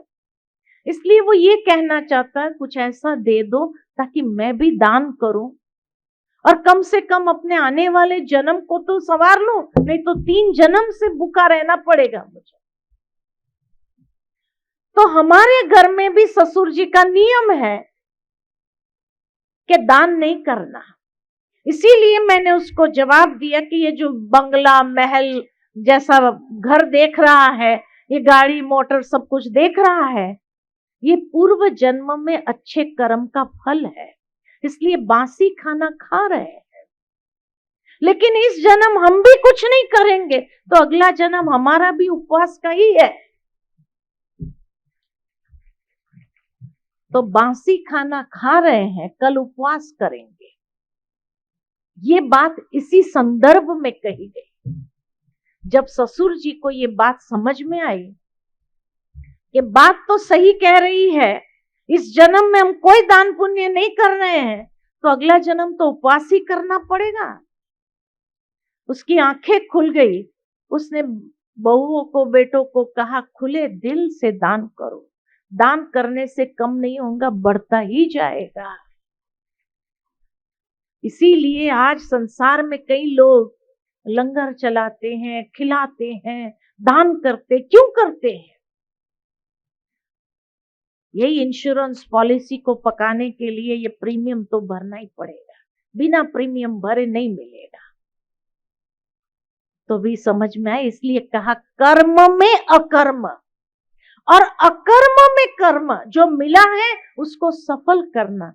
अकर्म में कर्म जो करता है वो बुद्धिमान योगी है। उसके कर्मों का आरंभ और फल की प्राप्ति में कामना नहीं है, फिर भी कामना का त्याग करता है और सांसारिक आश्रय से रहित हो गया और परमात्मा की याद में नित्य तृप्त है। उसके कर्मों में कोई त्रुटि नहीं होती है। वह ज्ञान रूपी अग्नि से विकर्म को भस्म करते। विकर्म किसको कहा जाता? विकर्म माना विकारों के वशीभूत किया गया कर्म, विकृत कर्म। और उस विकृत कर्म को समाप्त करने के लिए ज्ञानाग्नि को प्रज्वलित करना पड़ता है। ज्ञानाग्नि माना अपने मन के अंदर ज्ञान को धारण करो और यही ज्ञान अग्नि का काम करेगा, जो बुरे कर्मों को, जो बुराई है उसकी जड़ है, उसको समाप्त करेगा। इसलिए कहा ज्ञान रूपी अग्नि से विकर्म को, विकृत कर्म को, उसकी जड़ को समाप्त कर देगा, भस्म कर देता है। उसके बाद भगवान ने बहुत अच्छी बात कही, जिसने शरीर की इंद्रियां और अंतकरण को वश किया हुआ है वह अपरिग्राही है। वह शरीर संबंधी कर्म करते हुए भी कर्म के बंधन में नहीं बंधता है। कर्म बंधन उसको बांध नहीं सकता है। किसको? जिसने शरीर की इंद्रियां और अंतकरण को, मन बुद्धि को वश में किया है। और जो अपरिग्राही है, शरीर संबंधी ही कर्म करता है, वो कर्म बंधन में नहीं फंसता है। फिर आगे एक बहुत सुंदर बात कही, जो ईर्ष्या से परे, द्वंद्वों से अतीत, सफलता असफलता में समान, जो संग दोष की आसक्ति से रहित, अभिमान से मुक्त, जिसकी बुद्धि ज्ञान में स्थिर है, सदा संतुष्ट आत्मा है और यज्ञ के लिए ही कर्म करने वाला है, उसके सर्व पूर्व विकर्म दग्ध हो जाते हैं। बहुत सुंदर बात यहां कही है, ईर्ष्या से परे, द्वंद्वों से अतीत। कई बार कई लोग हमें कहते, बहन जी हमें किसी के लिए ईर्ष्या नहीं है, लेकिन लोग हमसे ईर्ष्या करते, उसका क्या? उसका क्या करें हम? इसलिए हमें परेशानी होती है। हमें तो किसी के लिए ईर्ष्या नहीं है, लेकिन लोग हमारे लिए ईर्ष्या करता है, उसको कैसे हम हैंडल कर? वो हमें बहुत डिस्टर्ब कर देते हैं। हमें बड़ी टेंशन हो जाती है जब कोई हमारी ईर्ष्या करता है। तो टेंशन में आने की जरूरत नहीं है। ईर्ष्या करने वालों को भी आप अंदर से दुआ दो, उसको आशीर्वाद दो। भाई क्यों देवे? सवाल तो उठेगा ना, क्यों देवे? उसको दुआ क्यों देवे? वो तो इतना बुरा बोल रहा है, ईर्ष्या में आकर के हमारे चारों तरफ निंदा कर रहा है, ग्लानि कर रहा है, उसको हम आशीर्वाद क्यों दें? सोचने की बात यह है कि किससे ईर्ष्या कर रहा है? आपसे। आपसे माना आपके भाग्य से। भाग्य से ईर्ष्या करता है ना। आपके पास कुछ ज्यादा है जो उसके पास नहीं है, तो उसको ईर्ष्या होती है। अब ये भाग्य आपने कैसे पाया? क्या उसके कहने से आपको मिला, या भगवान ने खुश होकर के आपको दे दिया? नहीं, कोई भी इंसान भाग्य प्राप्त करता है अपने कर्मों की शक्ति से। ये कर्मों का फल है। इसीलिए कहा जाता है भाग्य कर्मों का फल है। श्रेष्ठ कर्म आपने जो किया है, उस श्रेष्ठ कर्म के फल स्वरूप आपको वो भाग्य मिला है। अब जो भाग्य अपने कर्मों से प्राप्त किया, उसके बोलने से मिट जाएगा क्या? उसके ईर्ष्या करने से आपका भाग्य मिटेगा क्या? अरे जो कर्म से आपने भाग्य प्राप्त किया है उसको मिटाने की ताकत किसी की नहीं है, स्वयं भगवान की भी नहीं है। स्वयं भगवान भी मिटा नहीं सकता है। क्यों? क्योंकि आपने उसके अपने कर्मों से उसको अर्जित किया है, इसलिए उसको मिटाने की ताकत अगर किसी के पास है तो आप स्वयं उस भाग्य को लकीर लगा सकते हैं। बाकी दुनिया में कोई इंसान की ताकत नहीं, भगवान की भी ताकत नहीं कि आपके भाग्य को मिटा सके। इसलिए परेशान होने की जरूरत नहीं है। लेकिन तब कई बार कोई कहता है कि अरे नहीं बहन जी, वो चारों तरफ इतनी निंदा करता है, थोड़ा तो अंतर पड़ता है। अंतर कब पड़ता है? उसके बोलने से नहीं पड़ता है, लेकिन जिसके सामने वो बोलता है वो व्यक्ति आपको आके सुनाता है, और जो आपको सुनाता है वो आपके बारे में ऐसी ऐसी बातें कर रहा था, इतना ईर्ष्या है आपके लिए। जब वो सुनाता है, अब उस आवेश में आकर आप दो चार बातें उसके लिए बोल देते हो, तो ये जो गलत कर्म किया वो लकीर लगाता है। बाकी उसके बोलने से कोई लकीर नहीं लग सकती आपके भाग्य को। इसीलिए कोई ईर्ष्या कर रहा है, उसको दुआ दो कि उसको भगवान सद्बुद्धि दे कि वो अपने भाग्य को लकीर न लगाए। वो अपने भाग्य को लकीर लगा रहा है ईर्ष्या में आकर के, उल्टा सीधा बोल करके। ये उल्टा सीधा कर्म है, और ये कर्म उसका अपना भाग्य बिगाड़ रहा है। इसलिए उसको दुआ दो कि भगवान उसको सद्बुद्धि दे कि वो अपने भाग्य को भी सुरक्षित रखे, ईर्ष्या में आकर समाप्त न करे। तो आपको चिंता करने की जरूरत है, टेंशन में आने की जरूरत है नहीं है। इसलिए भगवान कहते हैं जो ईर्ष्या से परे और द्वंद्वों से अतीत, मन को द्वंद्व में नहीं लाओ। ऐसा क्यों बोला, ऐसा क्या किया, मैंने तो हमेशा उसके साथ अच्छा व्यवहार, फिर वो क्यों उल्टा बोल रहा है। आप चिंता नहीं करो, द्वंद्व में नहीं आओ। वो आपके भाग्य को मिटा नहीं सकता है, आप निश्चिंत रहो। और इसीलिए भगवान कहते हैं सफलता सफलता में समान रहो। जो संग दोष की आसक्ति से रहित है, ऐसे संग जो आकर के उल्टी बातें आपको सुना करके दो बात उसमें ऐड करके आपको सुनाते हैं, ऐसे संग से आप परे रहो, उसकी आसक्ति से रहित रहो। अभिमान से मुक्त, अभिमान से मुक्त कैसे होंगे? आज अभिमान किसको कहा जाता है? बड़ों का अभिमान, छोटों का अभिमान क्या होता है? अभिमान शब्द को अलग करो, अभिमान। बड़ों का अभिमान क्या है? अभिमान मिले। तो छोटों का अभिमान क्या है? छोटों का, बड़ों का अभिमान है अभी हमारी बात माने, और छोटों का अभिमान है अभी मान मिले। ये अभिमान क्लैश होता है ना। बड़े कहते हैं, बड़े की शिकायत क्या होती है? आजकल के बच्चे हमारी बात मानते नहीं है, हमारी बात सुनते नहीं है। सुनना चाहिए, मानना चाहिए, हमारी बात माने। तो छोटों क्या कहते हैं? क्यों माने? हमें मान मिला, जो उसकी बात माने, हमें रिस्पेक्ट दे। इसलिए आज दुनिया में पहले कहा जाता था छोटों को प्यार, बड़ों को मान।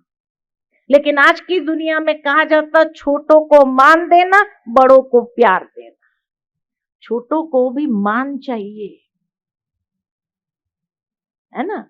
आज एक छोटा बच्चा घर में होता है ना, 5 साल का या 6 साल का बच्चा हो या 10 साल का बच्चा हो, पिता अपने काम से घर में आता है और माँ किसी काम में व्यस्त होती है, और बच्चे को कहते बेटा पानी का ग्लास देके आओ ना, पिताजी को काम से आए थके हैं, पानी का ग्लास लेके जाओ। बच्चा होमवर्क कर रहा था, पढ़ाई कर रहा था, वो सारी पढ़ाई छोड़ करके वो दौड़ के जाता है किचन से, एक पानी का ग्लास लेकर उसके पिता आकर के ड्राइंग रूम में बैठे हैं, उसको पानी का ग्लास देता है।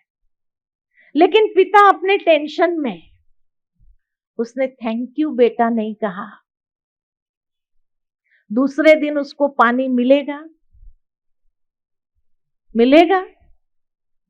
दूसरे दिन भी जब पिता आता है और माँ कहती है बेटा पानी ले जाओ, पिताजी को पानी दो, तो क्या कहते हैं, आप ही दे दो, मैं बिजी हूं। और उसको पूछो कि भाई तू क्यों नहीं दे रहा है, समझने का प्रयत्न करो कि क्यों नहीं दे रहा है, तो वो खुल करके आपको कहेगा हमें तो हर बात में थैंक यू कहने के लिए कहते हैं। कोई चॉकलेट देता है, कोई कुछ देता है, कोई कुछ करता है, तो थैंक यू बेटा बोलो, थैंक यू बेटा बोलो, बेटा अंकल को थैंक यू बोलो, इसको थैंक यू बोलो, पापा को थैंक यू बोलो, मम्मी को थैंक यू बोलो, सबको थैंक यू बुलवाते हैं। और हमने पानी का ग्लास ले जाकर दिया, पापा ने थैंक यू बोला ही नहीं।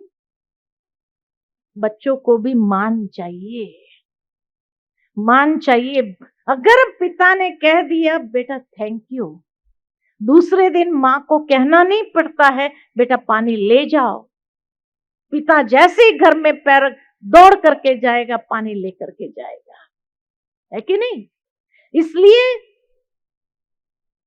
आज बच्चे बात नहीं मान रहे हैं आपकी, अभी अभी आपकी बात नहीं मानते हैं क्योंकि आपने मान दिया नहीं है। मान दो तो आपकी हर बात मानेगा, ये तरीका है। अगर आप उसकी बात उसको मान नहीं देंगे तो आपकी बात कैसे मानेगा? ये अभिमान टकराता है। कई बार सास कंप्लेंट करती, आजकल की बहुएं हमारी बात मानती नहीं है। बहू क्या कहती, इतना जो किया उसका एप्रिसिएशन मिला, मान मिला, इतना करते कभी दो शब्द एप्रिसिएशन के नहीं निकलते, मान नहीं देते हैं, तो हम क्यों माने उनकी बात? ये झगड़ा है कि नहीं है? ये झगड़ा है। आप मान देना चालू करो, अपनी बहू को, छोटों को मान देना चालू करो, शाबाश बेटा बहुत अच्छा, एप्रिशिएट करो, देखो आपकी हर बात मानेगा कि नहीं मानेगा। इसलिए भगवान कहते अभिमान से मुक्त, जिसकी बुद्धि ज्ञान में स्थिर है, सदा संतुष्ट आत्मा है और यज्ञ के लिए ही कर्म करने वाला है, उसकी सर्व पूर्व विकर्म विकृत कर्म भी दग्ध हो जाता। अच्छा कर्म करना शुरू करो तो पिछला जो है रिकॉर्ड वो साफ होने लगता है। और साथ में दृढ़ संकल्प करना होता है कि आगे से नहीं करेंगे ऐसी कोई गलती, तो नेचुरल है वो पूर्व विकर्म दग्ध हो जाता है, समाप्त हो जाता है। कितनी सुंदर बातें जीवन जीने की भगवान अर्जुन को सिखा रहा है कि जीवन जीना है व्यवहारिक जीवन, जहां संबंध है वो संबंधों में कैसे जीना चाहिए। एक एक बात इतनी स्पष्ट करता है, ईर्ष्या से परे, द्वंद्वों से अतीत, सफलता सफलता, व्यवहारिक बातें हैं। समाज में जो जीवन जीते हैं उस सामाजिक जीवन के लिए ये बातें भगवान सिखा रहा है। इसलिए कहा गीता जीवन जीने की कला सिखाती। आज मुझे किसी ने बहुत अच्छी बात सुनाई कि चाइना के अंदर गीता को प्रॉब्लम सॉल्विंग मैनुअल के रूप में यूज किया जा रहा है। प्रॉब्लम सॉल्विंग मैनुअल चाइना में, आप सोचो। और यहां हमारे सिलेबस में भी नहीं है, सेक्युलरिज्म के कारण सिलेबस में भी नहीं है। और दुनिया के लोग कोई उसको किस रूप में ले रहे हैं? लंदन के अंदर हार्वर्ड यूनिवर्सिटी में गीता का लोगों को समझाने का प्रयत्न किया जा रहा है कि जीवन जीने की कला क्या है। इतना सुंदर अगर हमारे पास मैनुअल है जो हमारे जीवन में कभी कोई प्रॉब्लम नहीं आएंगी, कोई टेंशन नहीं होगा, कोई बात ऐसी नहीं होगी। इतनी सुंदर अगर बातें हैं तो हमें भी मैनुअल के रूप में यूज नहीं करना चाहिए।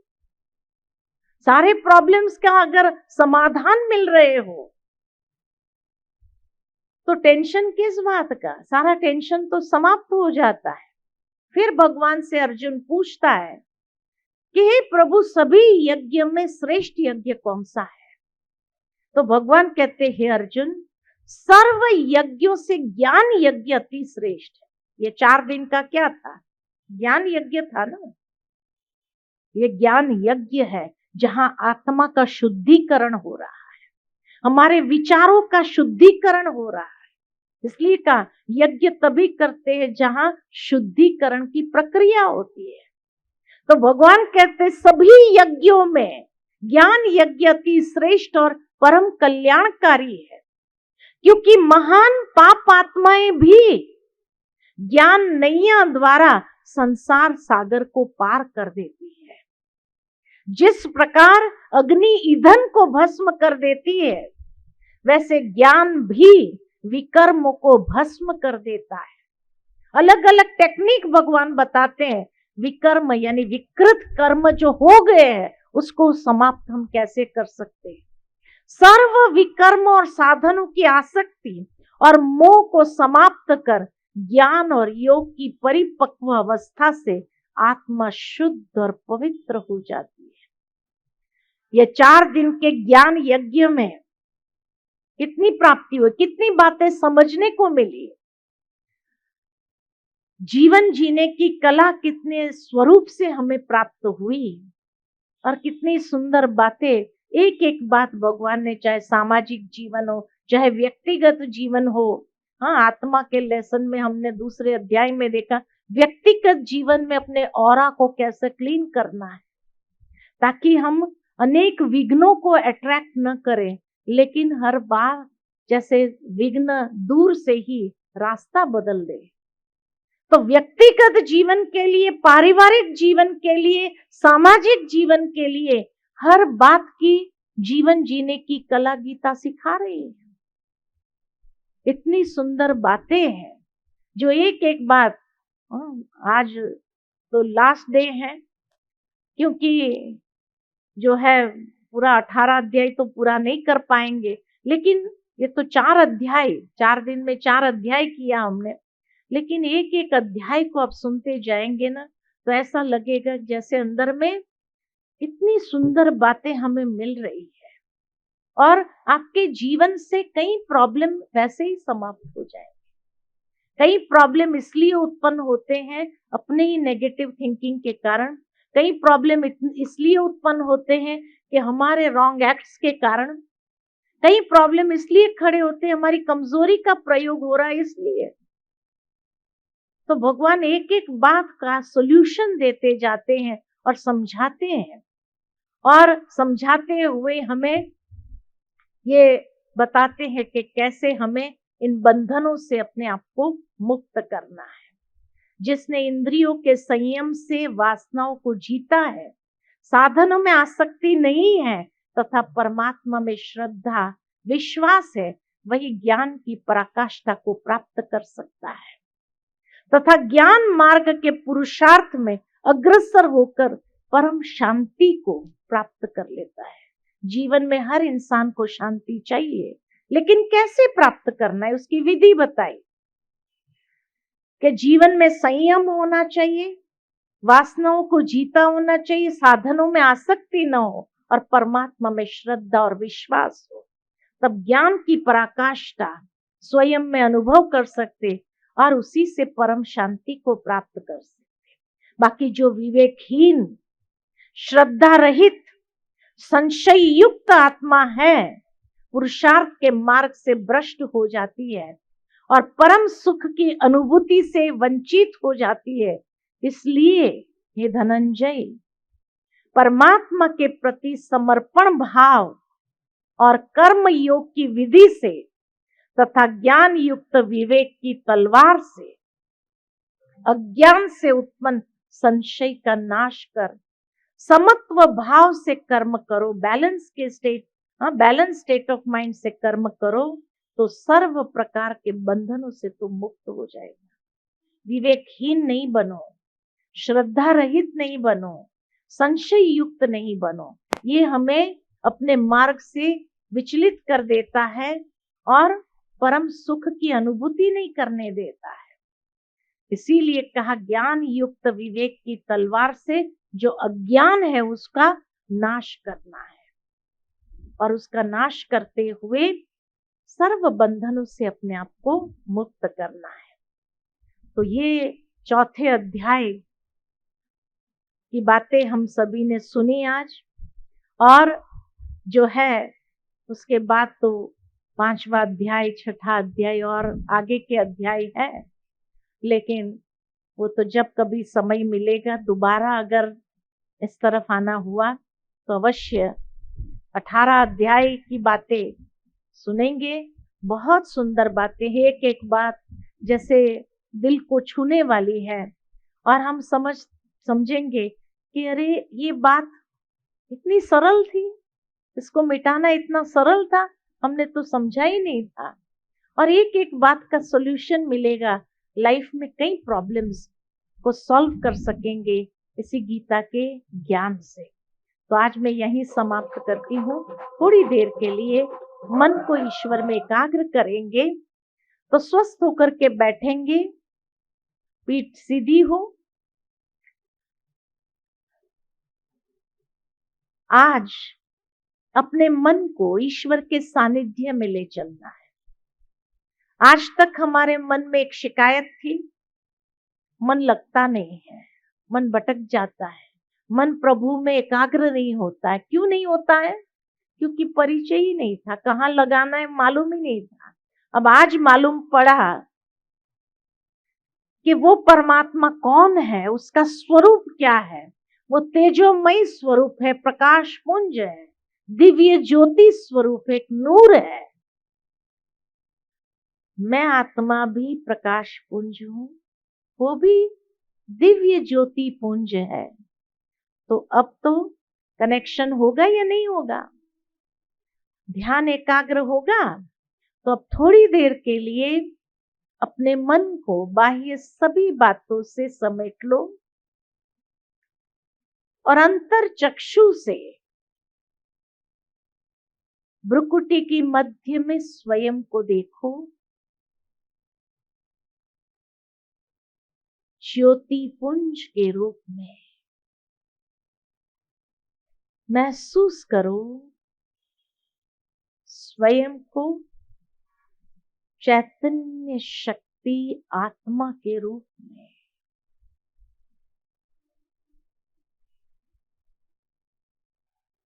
मैं अजर अमर अविनाशी आत्मा हूं, चैतन्य शक्ति हूं।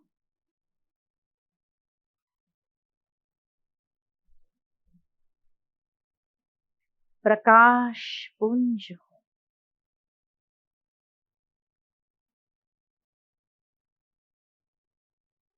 भ्रुकुटी की मध्य में चमकता हुआ दिव्य सितारा। मैं आत्मा अपने असली स्वरूप में सतोगुणी स्वरूप,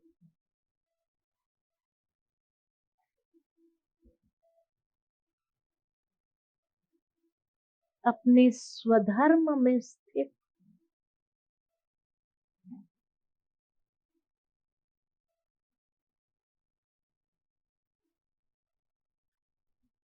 मेरा स्वधर्म शांति है। मन की गति शांत होती जा रही है।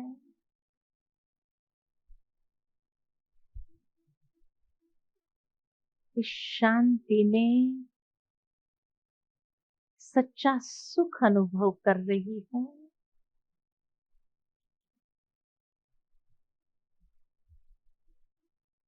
मैं आत्मा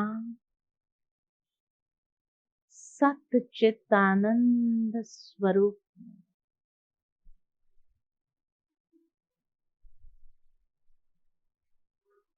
धीरे धीरे मन और बुद्धि को ईश्वर के सानिध्य में ले चलती।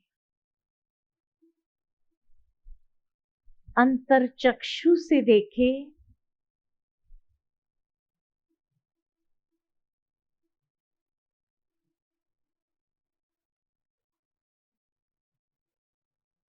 जैसे मैं आत्मा प्रकाश पुंज हूं, वैसे मेरे पिता परमात्मा भी अनंत प्रकाशमान दिव्य तेजोमय स्वरूप है।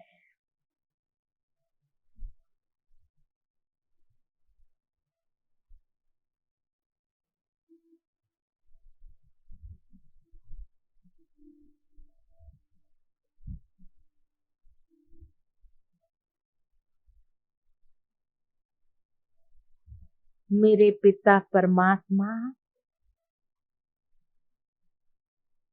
सर्वशक्तिमान है।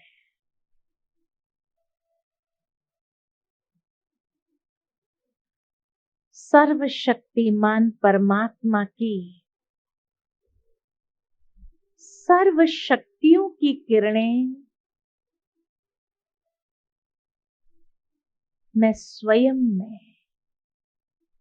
समाती जा रही हूं।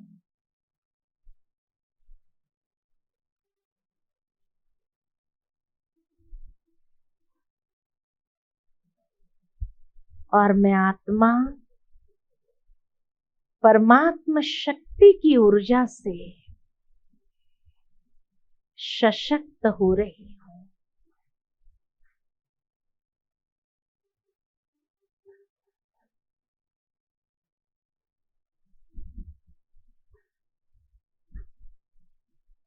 सर्वशक्तिमान परमात्मा ज्ञान के अनंत सागर है।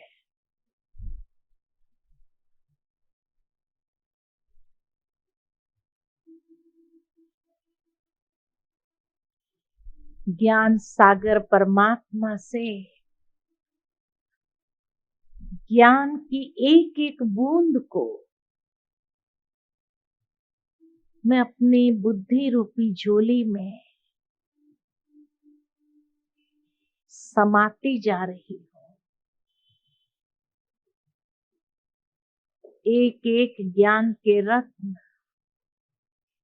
अमूल्य है।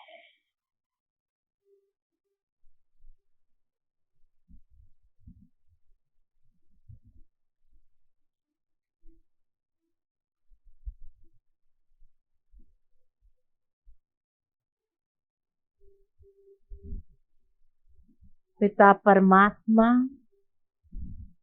अजन्मा है, अव्यक्त है, पुनर्जन्म रहित है, विनाश रहित है। इन चरम चक्षु से हम उस परमात्मा को नहीं देख सकते, लेकिन अंतर चक्षु से उसका दिव्य साक्षात्कार कर सकते हैं।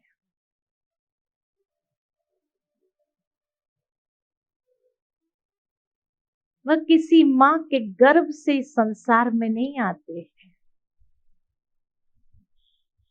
वो अपने स्वरूप को रचता है, अवतरित होता है, प्रकट होता है।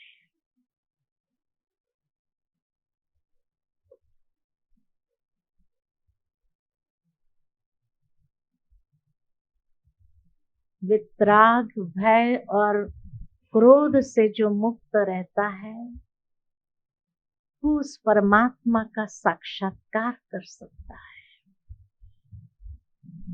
उसको समझ सकता है।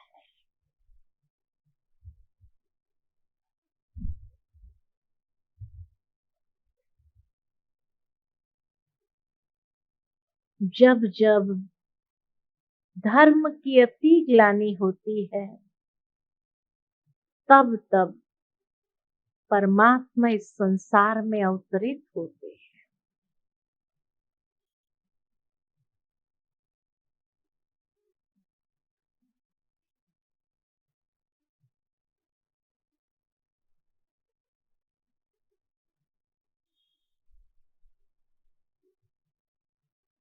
और अधर्म का नाश, सत धर्म की स्थापना करने के लिए विवेक, वैराग्य और दैवी संस्कारों को प्रवाहित करते हैं।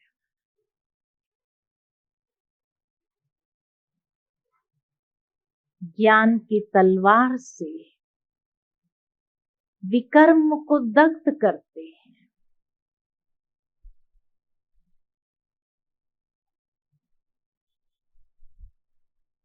कर्म, अकर्म, विकर्म की गति को समझाते हैं।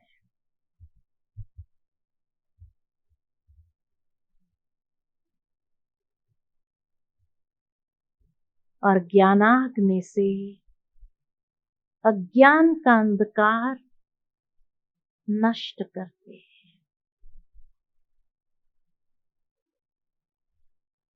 जिससे जीवन की वास्तविकता को समझ सकते हैं और जीवन जीने की कला स्वतः आ जाती है।